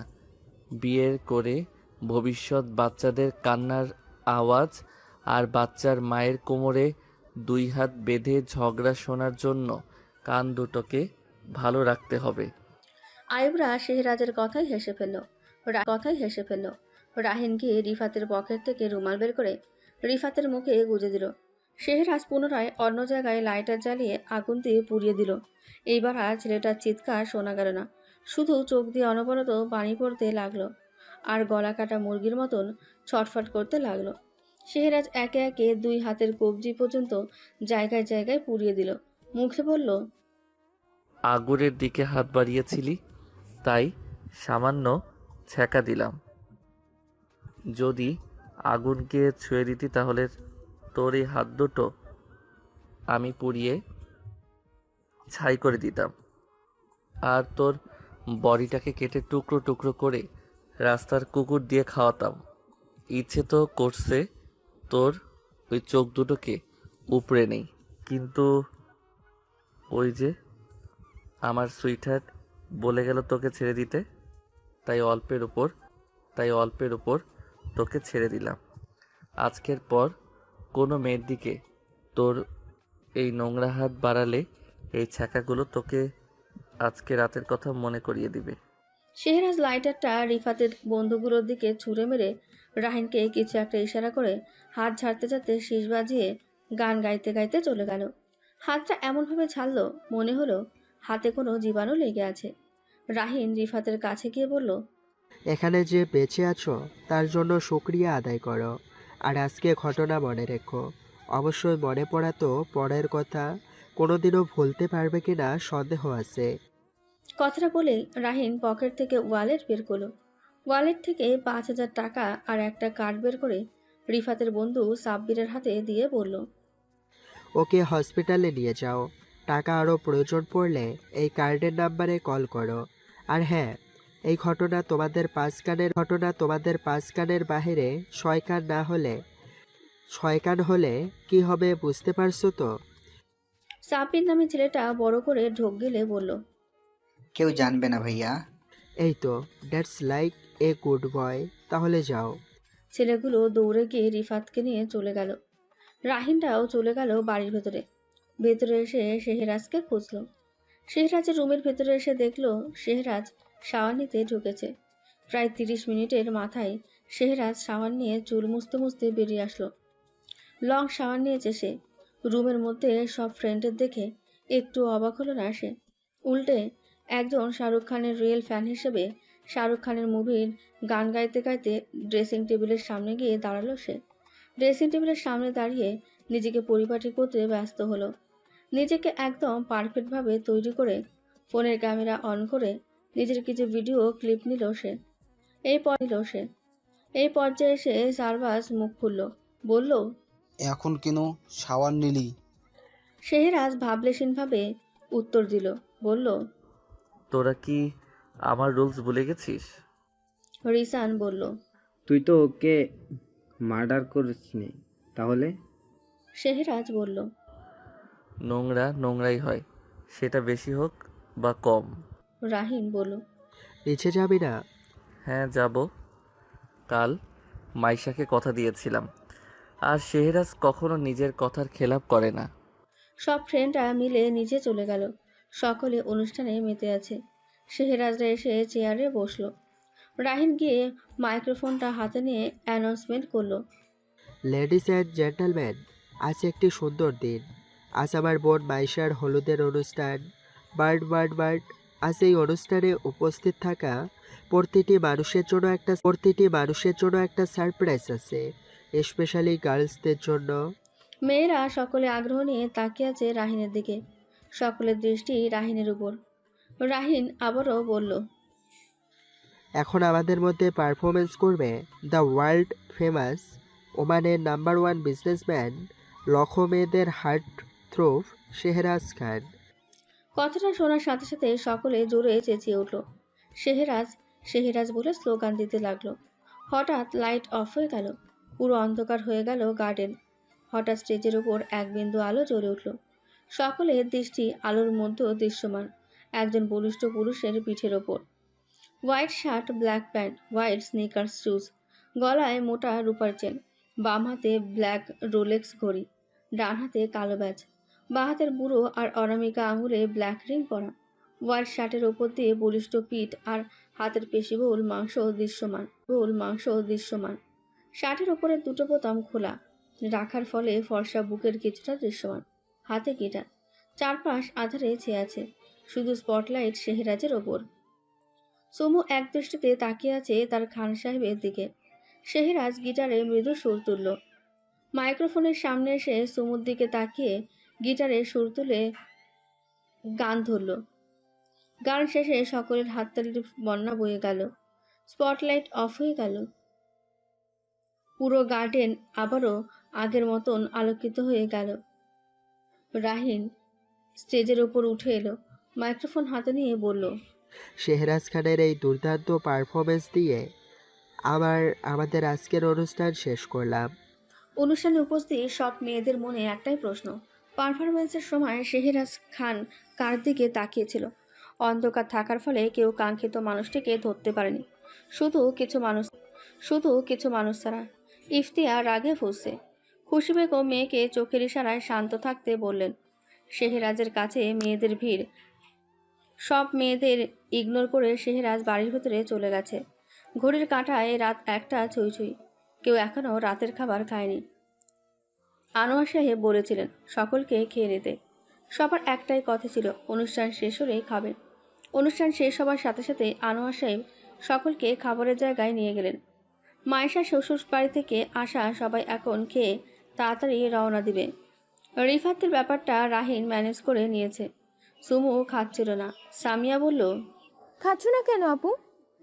সুমু উত্তর দেওয়ার আগে রাহিন আনোয়ার সাহেবের উদ্দেশ্যে বলল, বাবা, শেহবাজের খাবারটা আমি রুমে নিয়ে যাচ্ছি। আনোয়ার সাহেব বললেন, ঠিক আছে, নিয়ে যাও। আর বাকি সবাই ঠিক মতো খেয়েছো তো? হ্যাঁ বাবা, হ্যাঁ বাবা। খাবারটা নিয়ে চলে গেল রাহিন। সুমু এবার নিশ্চিন্তে খেয়ে রুমে চলে গেল। খুব টায়ার্ড, তাই শুয়ে পড়ল। শেহরাজ রুমে এসে চেঞ্জ করছে। কালো টি শার্টের ওপর কালো হুডি পরেছে, প্যান্ট চেঞ্জ করে অফ হোয়াইট কালারের ট্রাউজার পরেছে। রাহিন খাবারের ট্রেটা টেবিলের ওপর রাখলো। শেহরাজ বসে খেতে লাগলো। সারবাজ শেহরাজের পারফরমেন্সের সময়ের ভিডিও ক্লিপগুলো শেহরাজকে দেখাচ্ছে। খেতে খেতে শেহরাজ সেগুলোই দেখছে। সেইখানে সুমুর কিছু ছবি আছে, যা শেহরাজ লুকিয়ে সারবাজকে তুলতে বলেছিল। সারবাজের কাছে অলওয়েজ ক্যামেরা থাকে। শেহরাজের যাবতীয় ভিডিও শ্যুট, ভিডিও অডিও সারবাজ করে। হলুদের ফটো সেশনের জন্য আলাদা ক্যামেরাম্যান আনা হয়েছিল। সবার ফটোশ্যুট তাকে দিয়ে করানো হয়েছে। সারবাজ শুধু নিজেদের ফটো আর ভিডিও শ্যুট করেছে। সাথে শেহরাজের কথায় সমুর দিকে কিছু ছবি আর ভিডিও শ্যুট করেছে। হঠাৎ আয়ুব বলল, আজ আমি শেহরাজের সাথে শুভ। শেহরাজ ভ্রুকুচকে তাকিয়ে বলল, কেন? তুই কি আমার বউ যে আমি তোর সাথে বেড শেয়ার করব? আগে তো করেছিস, তাহলে এখন তোর সাথে ঘুমাতে হলে তোর বউ হতে হবে কেন? আগে তো আমার লাইফে কেউ ছিল না, তাই শেয়ার করেছি। এখন আছে, তাই করব না। শেহরাজের কথায় আয়ুব কাঁদো কাঁদো মুখ করে বসে রইল। শেহরাজ ওয়াশরুম থেকে হাত ধুয়ে এসে খাবারের প্লেটটা আয়ুবের হাতে ধরিয়ে দিয়ে সবাইকে রুম থেকে বের করে দিল। আয়ুবরাও দেরি না করে শুতে চলে গেল। কাল বিয়ের দিন, তাড়াতাড়ি উঠতে হবে বলে শেহরাজ রুমের লাইট অফ করে বিছানায় গা এলিয়ে দিল। সুমুর কথা ভাবতে ভাবতে চোখ বন্ধ করল। দিনটা শুক্রবার, ভোরের আলো ফুটেছে। ঘড়ির কাঁটা সকাল 8টা ছুঁইছে। চারপাশের পশু পাখি গাছপালা সব জেগে উঠেছে। ব্যস্ত শহরের ব্যস্ত মানুষ নিত্যদিনের কাজের জায়গায় ছুটছে। আশেপাশে শোনা যাচ্ছে মানুষের কোলাহল। শিকদার বাড়িতে চলছে বিয়ের তোড়জোড়। আনোয়ার সাহেব, রিসাদ সাহেব সবার রান্নার দিকটা দেখছেন। মিনা বেগম, হাসি বেগম সকলের জন্য চা বানাচ্ছেন। খুশি বেগম টেবিলে বসে নিজের মেয়েকে খাইয়ে দিচ্ছেন। বাড়ির ছোটরা গার্ডেনে ছুটছে। গেটের সামনে বড় করে লেখা মায়েশা ওয়েডস নয়ন। পুরো বাড়ি আনন্দ ভরে উঠেছে। সকাল থেকেই মায়েশার মন খারাপ। সমুরা সবাই মায়েশার পাশে আছে। মিনা বেগম, হাসি বেগম, রাহিন সবকিছু পরপর বোনকে এসে বোঝাচ্ছে। মায়েশা তবুও মন খারাপ করে বসে আছে। মায়েশা সকাল থেকে কিছুই খায়নি। মিনা বেগম কিছুক্ষণ পরপর এসে মেয়েকে খাবার জন্য বলছে। আনোয়ার সাহেব মেয়ের সামনে খুব একটা আসেন না। মেয়ের সামনে এলেই তার কঠিন হৃদয় নরম হয়ে যায়, চোখের পানি আসে। সুমু মায়েশার অবস্থা থেকে অনেক কষ্ট পাচ্ছে আর নিজের কথা ভাবছে। একদিন তো তার জীবনেও এমন দিন আসবে, তাকেও চলে যেতে হবে। আশাপানু এলেন নাতনির কাছে। তার পাশে রায়শা, হাতে খাবারের ট্রে। আশাপানু এসে নাতনির পাশে বসলেন। নাতনি চিবুক ছুঁয়ে চুমু খেলেন। মায়েশা আদুরে ছোঁয়া পেয়ে দাদিকে জড়িয়ে ধরে কেঁদে উঠল। আশাপানু নাতনির মাথায় হাত বুলিয়ে দিয়ে বললেন, কাঁদিস না বোন, আয় খেয়ে নে, আমি তোকে খাইয়ে দিচ্ছি। দাদির হাতে খাবি না তুই? শান্ত হয়ে বস। মায়েশা চোখের জল মুছে আশাবানুকে ছেড়ে উঠে বসল। আশাবানু খাবারের লকমা মায়েশার মুখে তুলে দিতে লাগলেন। মায়েশা চুপ করে খেয়ে যাচ্ছে। খাবার চিবোতে চিবোতে হেসকে তুলছে। আশাবানু নাতনিকে খাইয়ে দিয়ে চলে গেলেন। সুমুরা মায়েশার সাথে বসে গল্প করছে। হঠাৎ সুমুর ফোনে মেসেজ এলো। ফোনটা হাতে নিয়ে বেরিয়ে গেল রুম থেকে। ইফতিয়া সুমুর যাওয়ার দিকে কটমট দৃষ্টিতে তাকিয়ে আছে। সুমু রান্নাঘরে এসে 1 কাপ চা আর খাবার নিয়ে চলে গেল কাঙ্ক্ষিত রুমটার সামনে। রুমের সামনে এসে দরজায় নক করলো। ভেতর থেকে পারমিশন পেয়ে রুমে ঢুকলো।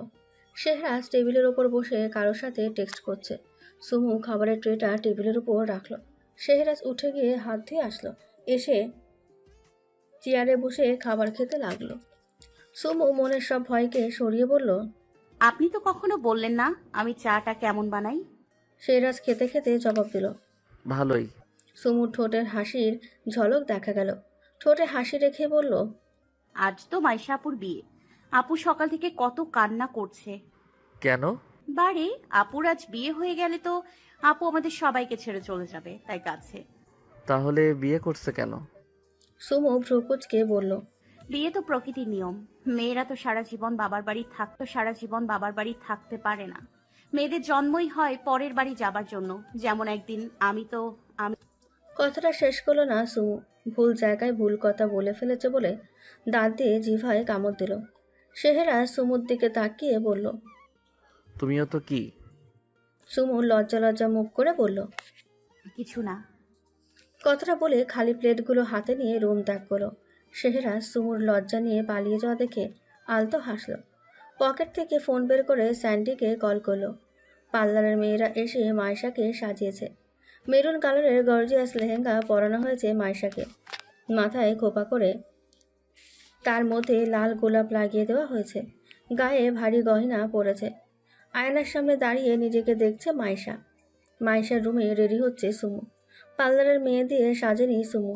তার হেভি মেকআপ একদম ভালো লাগে না, তাই নিজে একাই সাজছে। কালো রঙের গর্জিয়াস লেহেঙ্গা পরেছে সুমু। ডান হাতে সিম্পল ব্রেসলেটস পরা আর বাঁ হাতে কালো কাচের চুড়ি। চুলগুলো স্ট্রেট করে মাথার মাঝে সিঁথি করে ছেড়ে রাখা। সিঁথির ওপর সাদা পাথরে সিম্পল টিকলি পরা। কানে সেম ডিজাইনের কানের দুল পরা। কপালে সাদা পাথরের টিপ পরা। গলায় একই ডিজাইনের নেকলেস পরা।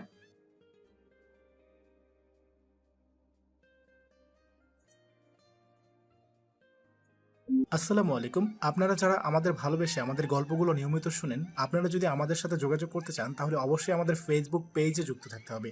আমাদের ফেসবুক পেজের নাম হৃদয়ের কথা, যেটি পেয়ে যাবেন আমাদের ভিডিও ডিসক্রিপশন বক্সে। এছাড়াও আমরা বিভিন্ন সময় নতুন নতুন গল্পগুলো ফেসবুক পেজে আগে আপলোড করে থাকি, তাই এখনই ভিডিও ডিসক্রিপশন থেকে দ্রুত ফেসবুক পেজটিতে লাইক দিয়ে দিন। ধন্যবাদ সবাইকে। কোমরে সাদা পাথরের বিছা পরা, চোখে কাজল আর ঠোঁটে হালকা গোলাপি লিপস্টিক রয়েছে। এইটাই সুমুর সাজ। মাইশা আয়নার সামনে থেকে সরে সুমুর সামনে এসে দাঁড়ালো। সুমুর চিবুক ছুঁয়ে চুমু খেয়ে বলল, তোকে তো ভারী মিষ্টি দেখতে লাগছে। আজ তো সবাই আমাকে রেখে তোকে দেখবে। সুমু লজ্জায় মাথা নামিয়ে নিয়ে বলল, তোমাকেও খুব সুন্দর লাগছে আপু। নয়ন ভাইয়া আজ তোমার দিক থেকে চোখ সরাতে পারবে না। এবার মাইশাও লজ্জা পেয়ে গেল। সুমু মাইশাকে বিছানায় বসিয়ে দিয়ে বলল, তুমি বসো আপু, আমি দেখে আসি সকলে রেডি হয়েছে কিনা। করিডোর দিয়ে হেঁটে যাচ্ছিল সুমু। হঠাৎ কারোর সাথে ধাক্কা খেয়ে পড়ে যাচ্ছিল সুমু। অগত্যা ব্যক্তির জামা খামচে ধরে চোখ মুখ খিচে বন্ধ করে আছে সুমু। সামনে থাকা মানুষটার সারা শব্দ না পেয়ে চোখ টিপ টিপ করে তাকালো সুমু। আজ সুমু কত নাম্বার ক্রাশ খেলো জানা নেই সুমুর। নির্লজ্জের মতন ড্যাব ড্যাব করে তাকিয়ে রইল সামনে থাকা সুদর্শন পুরুষের দিকে। কালো সুটবুট পরে একদম পাক্কা জেন্টলম্যান সেজে বেরিয়েছে। চুলগুলো জেল দিয়ে সেট করে রাখা। নাকে এলো সেই পরিচিত পারফিউমের ঘ্রাণ। শেহরাজের এক হাত সুমুর কোমরে আর অন্য হাতে নিজের ফোন ধরে আছে। দুজনেই একে অপরের দিকে তাকিয়ে আছে। হঠাৎ মানুষের চিৎকারের আওয়াজে ধ্যান ভাঙে দুজনেই চটজলদি সোজা হয়ে দাঁড়ায়। সুমু লজ্জায় লাল হয়ে গেছে। কোনো মতে নিজেকে সামলে সরি বলে পালাচ্ছিল। হঠাৎ সুমুর হাতে টান পড়ল। পেছনে তাকিয়ে দেখলো খান সাহেব তার হাত ধরে আছে। শেহরাজ ঘুরে না দাঁড়িয়ে সুমুকে টেনে সামনে এনে প্রশ্ন করলো, কোথায় যাচ্ছ? সুমুর আমতা করে বলল, বর এসেছে তাই নিচে যাচ্ছিলাম। শেহরাজ একভ্রু উঁচু করে বলল, বর এসেছে বুঝলাম, কিন্তু তোমার নিচে যাওয়ার কারণটা বুঝলাম না। তুমি নিচে গিয়ে কি করবে? মানে তোমার নিচে গিয়ে কি কাজ? সুমু মুখে হাসি রেখে বলল, বারে গেট ধরবো না। গেট ধরার অনেক মানুষ আছে, তোমাকে যেতে হবে না। সুমু মুখ কালো করে বলল, আমাকে কেন যেতে হবে না? আমি যাবই, আপনি আমার হাত ছাড়ুন। শেহরাজের কপালের মাঝে কয়েকটা ভাঁজ পড়ল।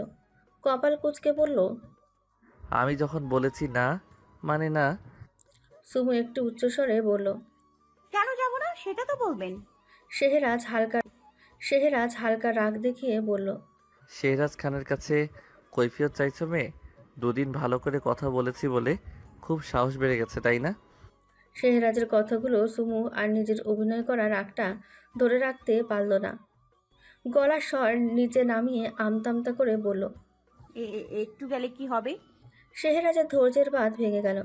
হাতের বাঁধন শক্ত করে টানতে টানতে রুমে নিয়ে গিয়ে সুমুকে ছুঁড়ে মারল বেডের উপর। দরজা লক করে দিয়ে দাঁতে দাঁত চেপে বলল, শেহরাজ খান যখন বলেছে তুমি নিচে যাবে না মানে যাবে না। সুমু আমতা আমতা করে বলল, গেট ধরলে বরের বাড়ির লোক টাকা দেয়, আমিও পেতাম। আপনার জন্য আমি টাকা পাবো না? সামিয়া, নাজমিন, রাইফ, তিশা, রাইসা, ইফতিয়া ওরা সবাই পাবে, শুধু আমি পাবো না। শেহরাজ পকেট থেকে নিজের ওয়ালেটটা বের করলো।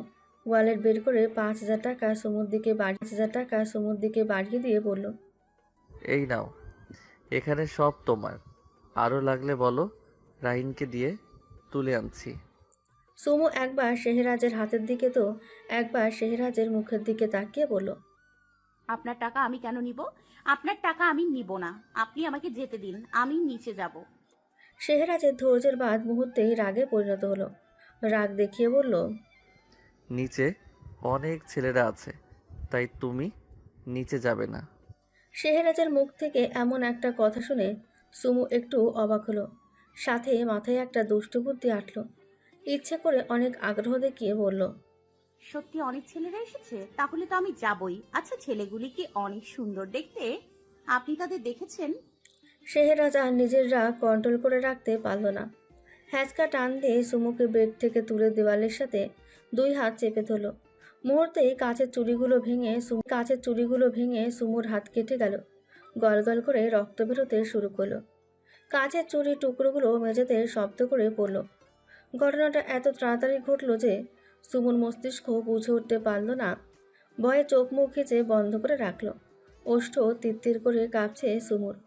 শেহরা সুমুর ভয়টাকে পাত্তা দিল না। সুমুর অনুভূতিগুলোকে আজ আর বোঝার চেষ্টা করল না। রাগে শরীর জ্বলছে শেহরাজের। সুমুর 2 হাত আরো শক্ত করে চেপে ধরল সে। ব্যথায় আহ করে মৃদু আওয়াজ করল সুমু। শেহরাজ সুমুর দিকে অগ্নিদৃষ্টি নিয়ে তাকিয়ে আছে। মুহূর্তেই সুমুর 1 হাত ছেড়ে গলার নেকলেসটা টান দিয়ে ছুঁড়ে ফেলল। পুনরায় আবারও হাত চেপে ধরে দাঁতে দাঁত চেপে বলল, জ্যান্ত মাটিতে পুঁতে ফেলবো।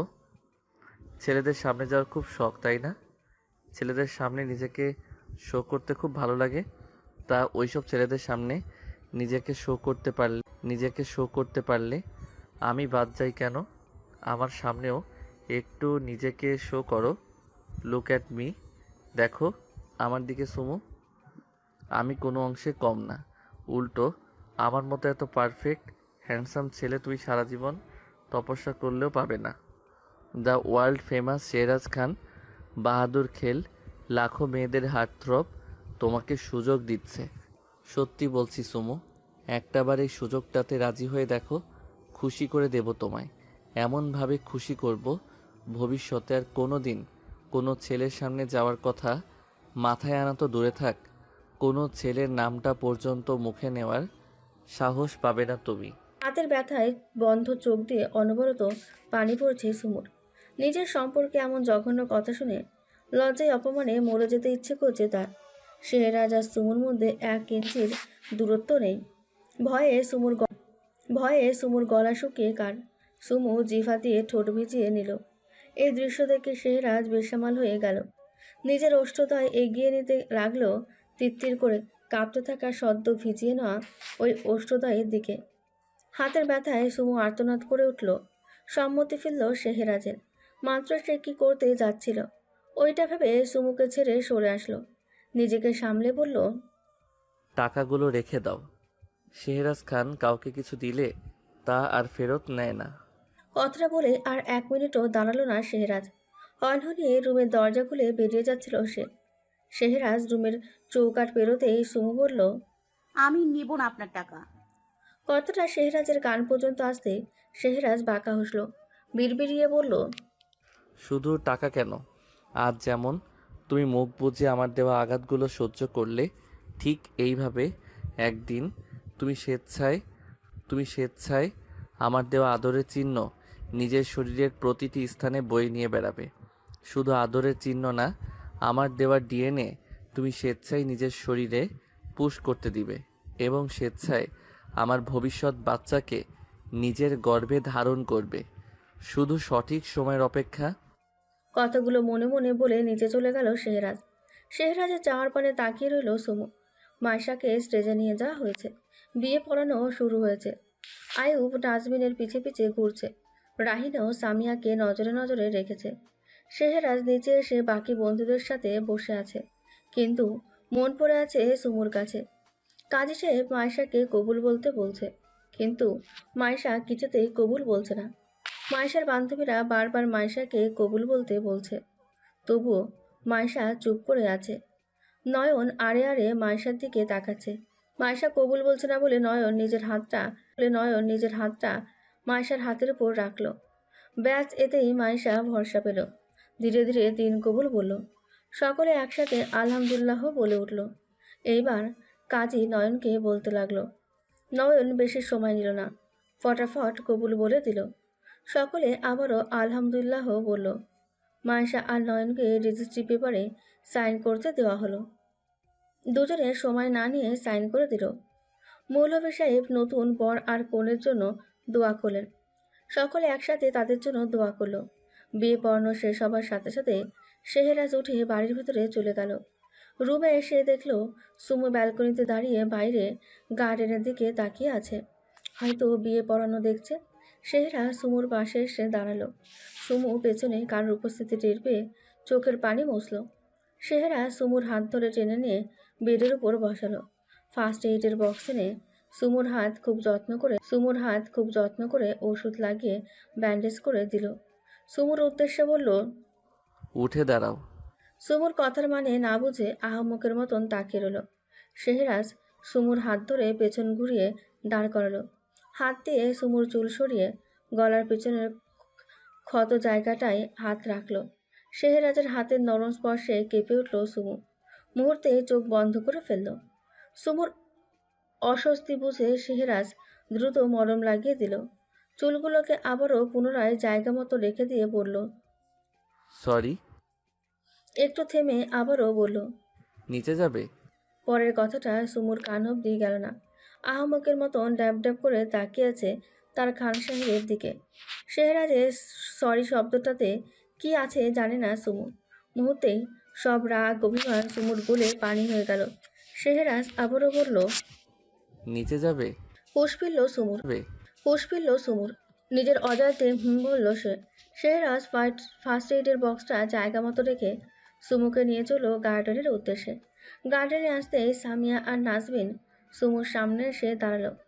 শেহরাজ ওদের বাঁশ কেটে চলে গেল বন্ধুদের দিকে। সামিয়া বলল, এতক্ষণ কোথায় ছিলে আপু? বিয়ে পড়ানো তো শেষ হয়ে গেছে। সুমু বলল, আমার মাথায় একটু ব্যথা করছিল তাই ঘরে ছিলাম। নাজমিন সুমুর হাত দেখে বলল, তোমার হাতে কি হয়েছে আপু? সুমু বলল, মহা বিপদে। এরা দুজন একের পর এক প্রশ্ন করেই চলেছে। না জানি আরো কে কে প্রশ্ন করবে। কথাগুলো মনে মনে বলে মুখে বলল, বরযাত্রী এসেছে শুনে দৌড়ে আসছিলাম, তখন দেয়ালের সাথে হাতে ধাক্কা লেগে চুড়ি ভেঙে হাত কেটে গেছে। এখন ঠিক আছে, ঔষধ লাগিয়ে নিয়েছি। সামিয়া বলল, আপু ফটো সেশন হবে এখন, চলো। সুমু চলে গেল স্টেজের দিকে। মাইশারা ফটো সেশন করছে। একে একে সকলের ফটো সেশন করা শেষ। মাইশা সব বোনদের নিয়ে পিক তুলবে। সকলকে স্টেজের ওপর ডাকলো। সুমুরা উঠে এলো স্টেজের ওপর। মাইশা সুমুকে হাতের কথা জিজ্ঞাসা করলো। সুমু একই উত্তর দিল। মাইশা বলল, কত বড় হয়ে গেছিস সুমু, এখনো বাচ্চাদের মতো করিস? নিজের খেয়ালটাও ঠিক মতো রাখতে পারিস না। আয় আমার পাশে দাঁড়া। সুমু গিয়ে মাইশার পাশে দাঁড়ালো। ক্যামেরাম্যান কয়েকটা ফটো তুলে নিল। মাইশা সবশেষে নিজের ভাইদের ডাকলো। রাহিন সহ রাহিনের সব ফ্রেন্ডরা উঠে এলো সারবাজ ছাড়া। শেহরাজ সারবাজকে কিছু একটা বলে স্টেজে উঠে গেল। গিয়ে দাঁড়ালো সুমুর পাশে। সুমু শেহরাজের দিকে ঘাড় কাত করে মাথা উঁচু করে তাকালো। শেহরাজও সুমুর দিকে তাকালো। এমন সময় সারবাজ দুজনকে ক্যামেরাবন্দি করলো। আরও কিছু ওদের দুজনের আলাদা পিক নিয়ে নিজেও স্টেজের ওপর উঠে এলো। ক্যামেরাম্যান সকলকে একসাথে ক্যামেরাবন্দি করলো। ইফতিয়ার জ্বলে পড়ে যাচ্ছে শেহরাজ আর সুমুকে পাশাপাশি দাঁড়াতে দেখে। শুধু নিজের মায়ের নিষেধাজ্ঞার জন্য কিছু করতে পারছে না সে। আয়ুব আর রাহিনও চালাকি করে সারবাজকে দিয়ে তাদের প্রিয়তমাদের সাথে আলাদাভাবে ফটো তুলো। মাইশা নিজের ফুল ফ্যামিলির সাথে নিজেকে ক্যামেরাবন্দি করলো। ফটো সেশন শেষে বর আর কনেকে একসাথে খেতে দেওয়া হলো, সাথে বরযাত্রী সবাইকেও দেওয়া হলো। বরযাত্রী শেষে বাকি সবাইকে খেতে বসানো হলো। সকলের খাওয়া শেষ হলো। এবার মাইশার বিদায়ের পালা।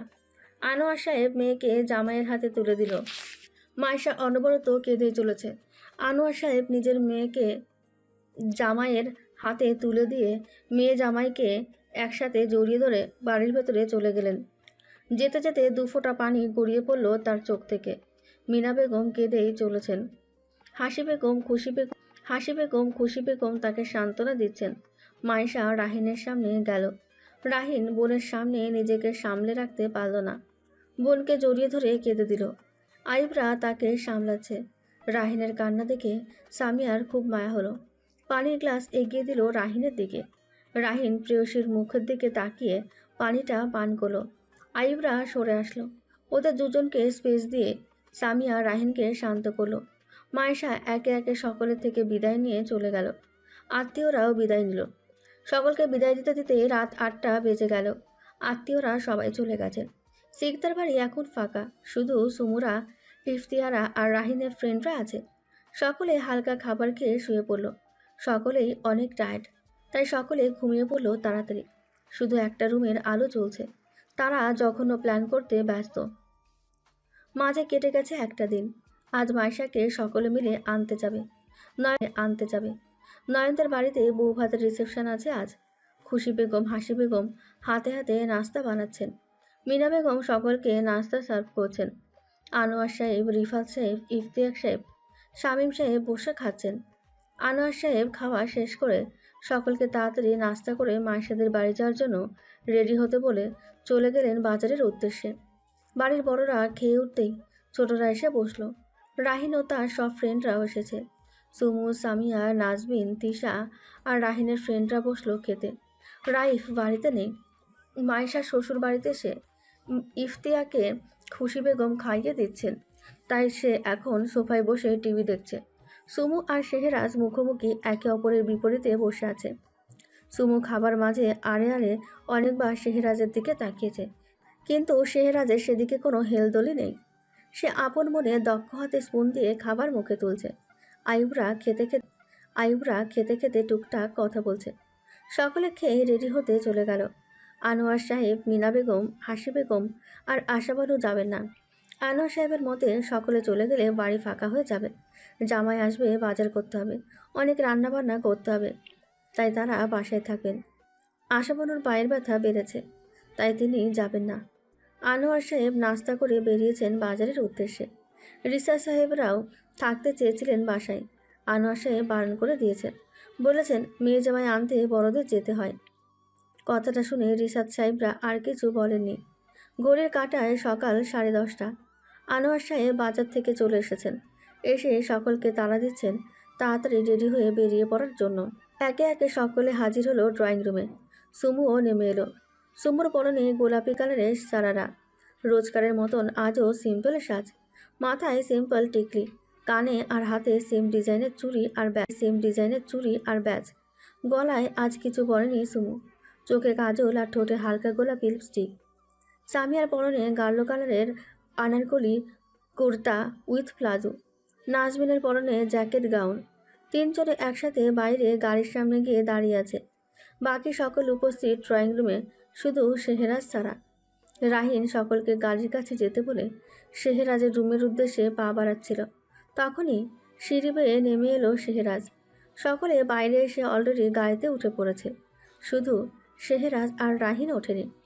শেহরাজকে আসতে দেখে ইফতিয়ার নেমে গেল গাড়ি থেকে। সে আজ শেহরাজের সাথে এক গাড়িতে যাবে।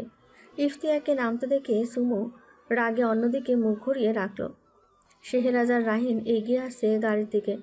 আস্তে আস্তে বিষয়টা লক্ষ্য করলো শেহরাজ।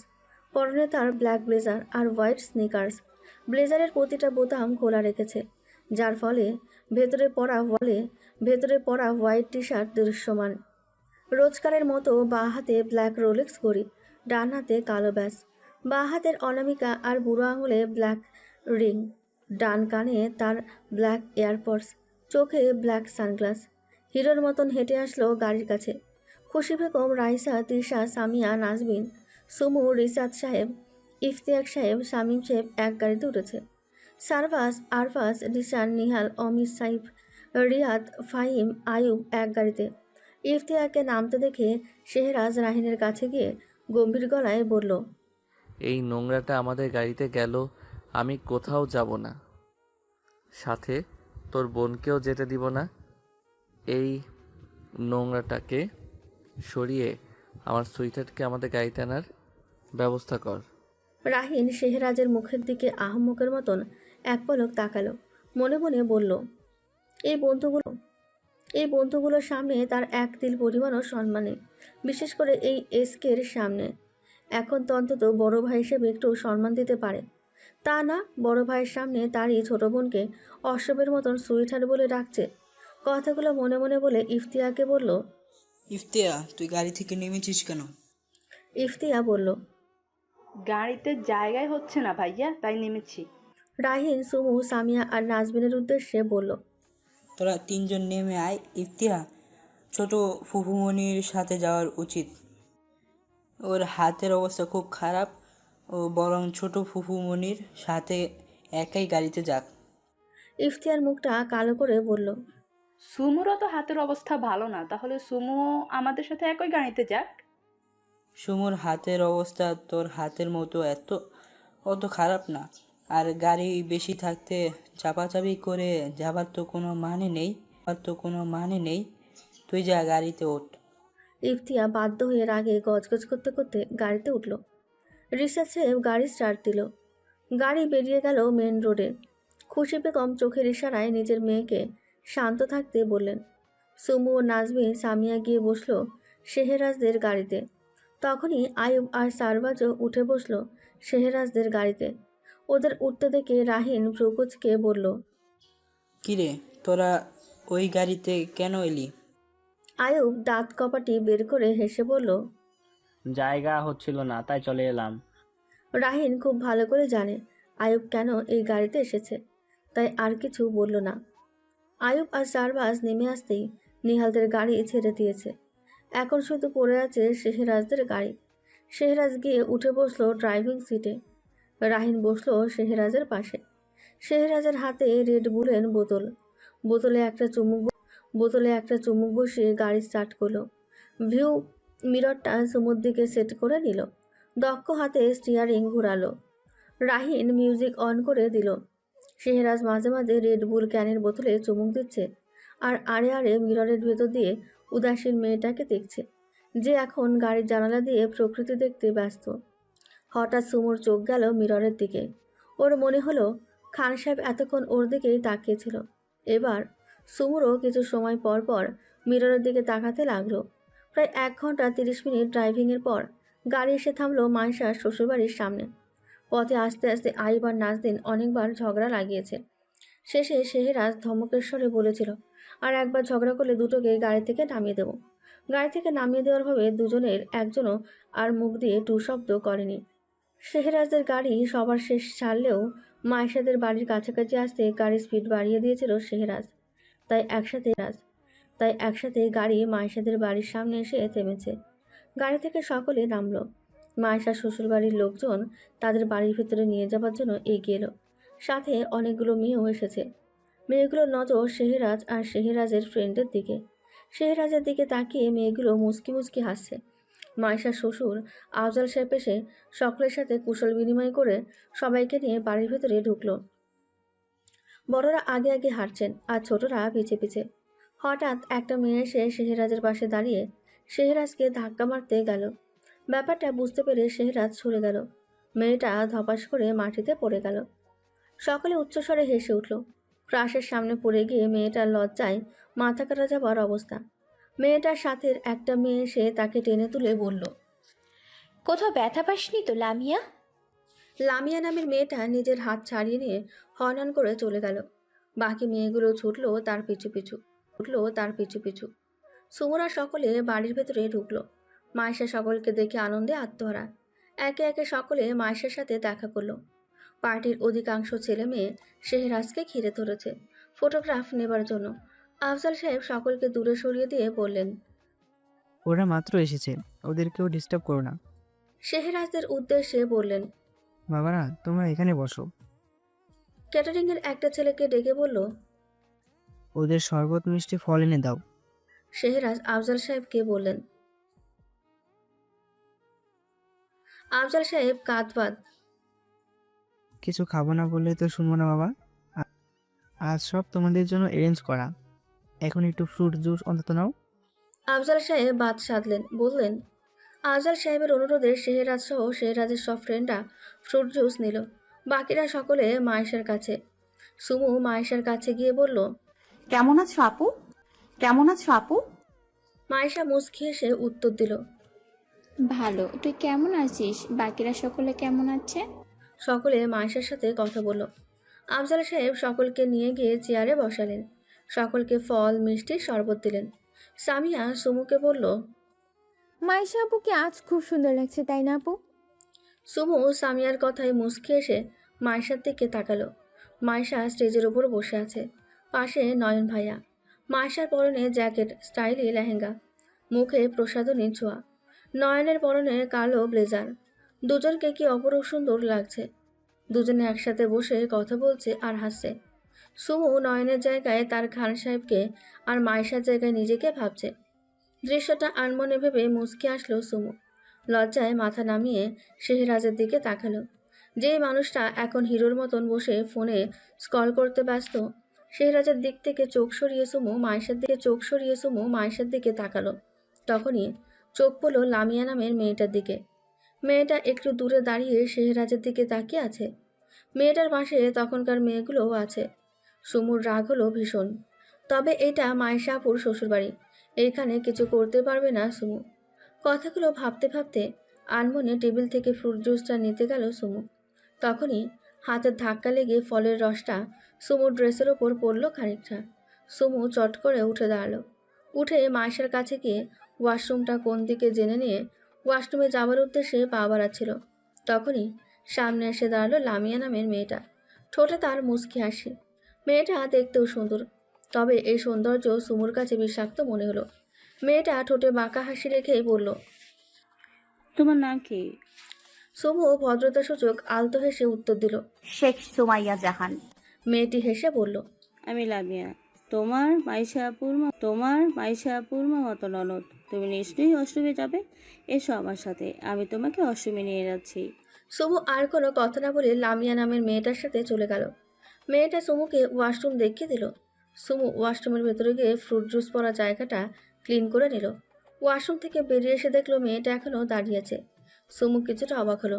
মেয়েটা সুমুর দিকে তাকিয়ে হেসে বলল, হয়ে গেছে তোমার? সুমু আলতো হেসে মেয়েটার প্রশ্নকে এড়িয়ে গিয়ে বলল, আপনি কি কিছু বলতে চান? মেয়েটা হাসি মুখেই হ্যাঁ বলল। সুমু জিজ্ঞাসা সূচক ভঙ্গিমায় তাকিয়ে রইল মেয়েটার দিকে। মেয়েটা একটু সময় নিয়ে বলল, তুমি তো শেহরাজ খান একই বাড়িতে থাকো। এমন প্রশ্ন শুনে সুমুর ভ্রু কুঁচকে গেল। মুখে বলল, কেন বলুন তো? এই প্রশ্নের উত্তর জেনে আপনার কি কাজ? মেয়েটা এখনো হাসি মুখ নিয়ে তাকিয়ে আছে সুমুর দিকে। মুখে লজ্জার আভাস নিয়ে বলল, জানো, আমি শেহরাজের অনেক ফ্যান। শুধু ফ্যান না, আমি শেহরাজকে অনেক ভালোবাসি। কিন্তু কোনোদিনই ভাবিনি মানুষটাকে কখনই দেখতে পাবো। জানো, আমি ইনস্টাগ্রামে ওকে কত টেক্সট দিই, কিন্তু ও উত্তর দেওয়ার তো দূরে থাক, মেসেজ রিকোয়েস্ট অ্যাকসেপ্টই করে না। মেয়েটার কথা শুনে সুমুর পা থেকে মাথা পর্যন্ত চলে যাচ্ছে। তবুও নিজেকে স্বাভাবিক রেখেই বলল, কিন্তু আপনি এগুলো আমাকে কেন বলছেন আপু? এই সব শুনে আমি কি করব? তুমি আমাকে একটু হেল্প করবে? সুমুর কপালের মাঝে কয়েকটা ভাঁজ ফেলে বলল, কি হেল্প? মেয়েটা তার হাত থেকে ভাঁজ করা একটা কাগজ দেখিয়ে বলল, এইটা একটু শেহরাজকে দিতে পারবে? সুমু লামিয়ার হাতে থাকা কাগজটার দিকে এক পলক তাকিয়ে আবারও মেয়েটার দিকে তাকিয়ে বলল, সরি। কথাটা বলে সুমু চলে যাবার জন্য পা বাড়াচ্ছিল। তখনই লামিয়া সুমুর সামনে গিয়ে বাধা দিয়ে দাঁড়ালো। সুমু মুখ দিয়ে বিরক্তিসূচক শব্দ করে ভ্রু কুঁচকে মেয়েটার দিকে তাকিয়ে বলল, প্রবলেম কি আপু? মেয়েটার মুখে আগের সেই হাসিটা আর দেখা গেল না। কপালে ভাঁজ ফেলে বলল, তোমাকে পারতেই হবে, প্লিজ এইটুকু হেল্প করো। আপনাকে তো বললাম আপু, আমি পারবো না। নিজের জিনিস নিজে গিয়ে দিন। আপনি প্লিজ আমাকে বিরক্ত করবেন না। তাহলে এর পরিণাম আপনার জন্য খুব একটা ভালো হবে না। এইটা মাইশা আপুর শ্বশুর বাড়ি, আমি কোনো ঝামেলা করতে চাই না। মুহূর্তে মেয়েটা খেপে গেল, রাগ দেখিয়ে বলল, কি করবে তুমি? তোমাকে তো কাজটা করতেই হবে। এই লামিয়াকে তুমি ছিল না। কথাটা বলে সুমুর হাত ধরে জোর করে কাগজটা দিল। এমন কাণ্ডে সুমু নিজের রাগটাকে আর ধরে রাখতে পারল না। আচমকায় লামিয়ার হাত মুচড়ে পিঠের সাথে চেপে ধরল। মেয়েটা ব্যথায় আর্তনাদ করে উঠল। সুমু সেদিকে পাত্তা না দিয়ে দাঁতের সাথে দাঁত চেপে বলল, বলেছিলাম না আপনাকে পরিণাম ভালো হবে না। আমার কপালে কি প্রেমের ঘটক লেখা আছে নাকি? হ্যাঁ, যে আমি আপনার প্রেমের ঘটকালি করব? ভুল মানুষকে দিয়ে ভুল কাজ করাতে চেয়েছেন আপনি, আর সাথে অনেকগুলো ভুলও করেছেন। আপনার প্রথম ভুল, আপনি আমার খান সাহেবের দিকে নজর দিয়েছেন। আপনার দ্বিতীয় ভুল, আপনি আমার ইচ্ছের বিরুদ্ধে আমাকে দিয়ে এই কাজটা করাতে চেয়েছেন। আপনার তৃতীয় ভুল, আমি বারণ করার সত্ত্বেও আমাকে জোর করেছেন। কি যেন বললেন আপনি? আপনাকে আমি চিনি না। তাহলে আপনিও শুনে রাখুন, এই সুমুকে আপনি চেনেন না। আমার জিনিসের দিকে হাত বাড়ালে সেই হাত আমি ভেঙে রেখে দিব। কথাগুলো বলে মেয়েটার হাতে ধাক্কা মেরে ছেড়ে দিয়ে চলে গেল সুমু। ব্যথায় মেয়েটার চোখ দিয়ে অনবরত পানি পড়ছে, হাতটা অস্বাভাবিক লাল হয়ে গেছে। প্রচণ্ড রাগে ফেটে পড়ছে মেয়েটা। শক্ত হাতে চোখের পানি মুছে বিড়বিড়িয়ে বলল, আমার নামও লামিয়া, এর প্রতিশোধ আমি নেবই। সুমু এসে বসলো সামিয়ার পাশে। আফজাল সাহেব মেয়ের বাড়ির সকলকে একসাথে খেতে বসালো। আনোয়ার সাহেব ফোন করে বলেছেন যত তাড়াতাড়ি সম্ভব মেয়ে জামাইকে পাঠিয়ে দিতে। রিসার্চ সাহেবরা খেয়েই মেয়ে জামাইকে নিয়ে বেরিয়ে যাবেন। আয়ুব খেতে বসে নাজবিনের প্লেটে এটা ওটা তুলে দিচ্ছে আর বলছে, খাও মেয়ে, ভালো করে খাও। এই বডি নিয়ে আমার সাথে ঝগড়া করতে শক্তি লাগবে তো। শক্তি না পেলে ঝগড়া করবে কিভাবে? ঝগড়া করতে শক্তি লাগবে তো। খাও, খেয়ে শক্তি বাড়াও। আয়ুবের কথা শুনে সকলে খাচ্ছে আর ঠোঁট টিপে হাসছে। নাজবিন কটমট দৃষ্টিতে তাকিয়ে আছে আয়ুবের দিকে, কিন্তু কিছুই বলছে না। সকলের খাওয়া শেষ, বিদায়ের পালা। নয়নের আর কোনো ভাই বোন না থাকায় লামিয়াকে সাথে নিল। লামিয়া মহা খুশি। এই সুযোগে সে সুমুকে শিক্ষা দিতে পারবে আর শেহরাজের আশেপাশে থাকতে পারবে বলে। সকলের থেকে বিদায় নিয়ে রওনা হলো রিসার্চ সাহেবরা। বাড়ি ফিরতে ফিরতে রাত 8টা বেজে গেল। সকলে অনেক টায়ার্ড। মায়েশা আর নয়নকে মায়েশার রুমে থাকতে দেওয়া হলো।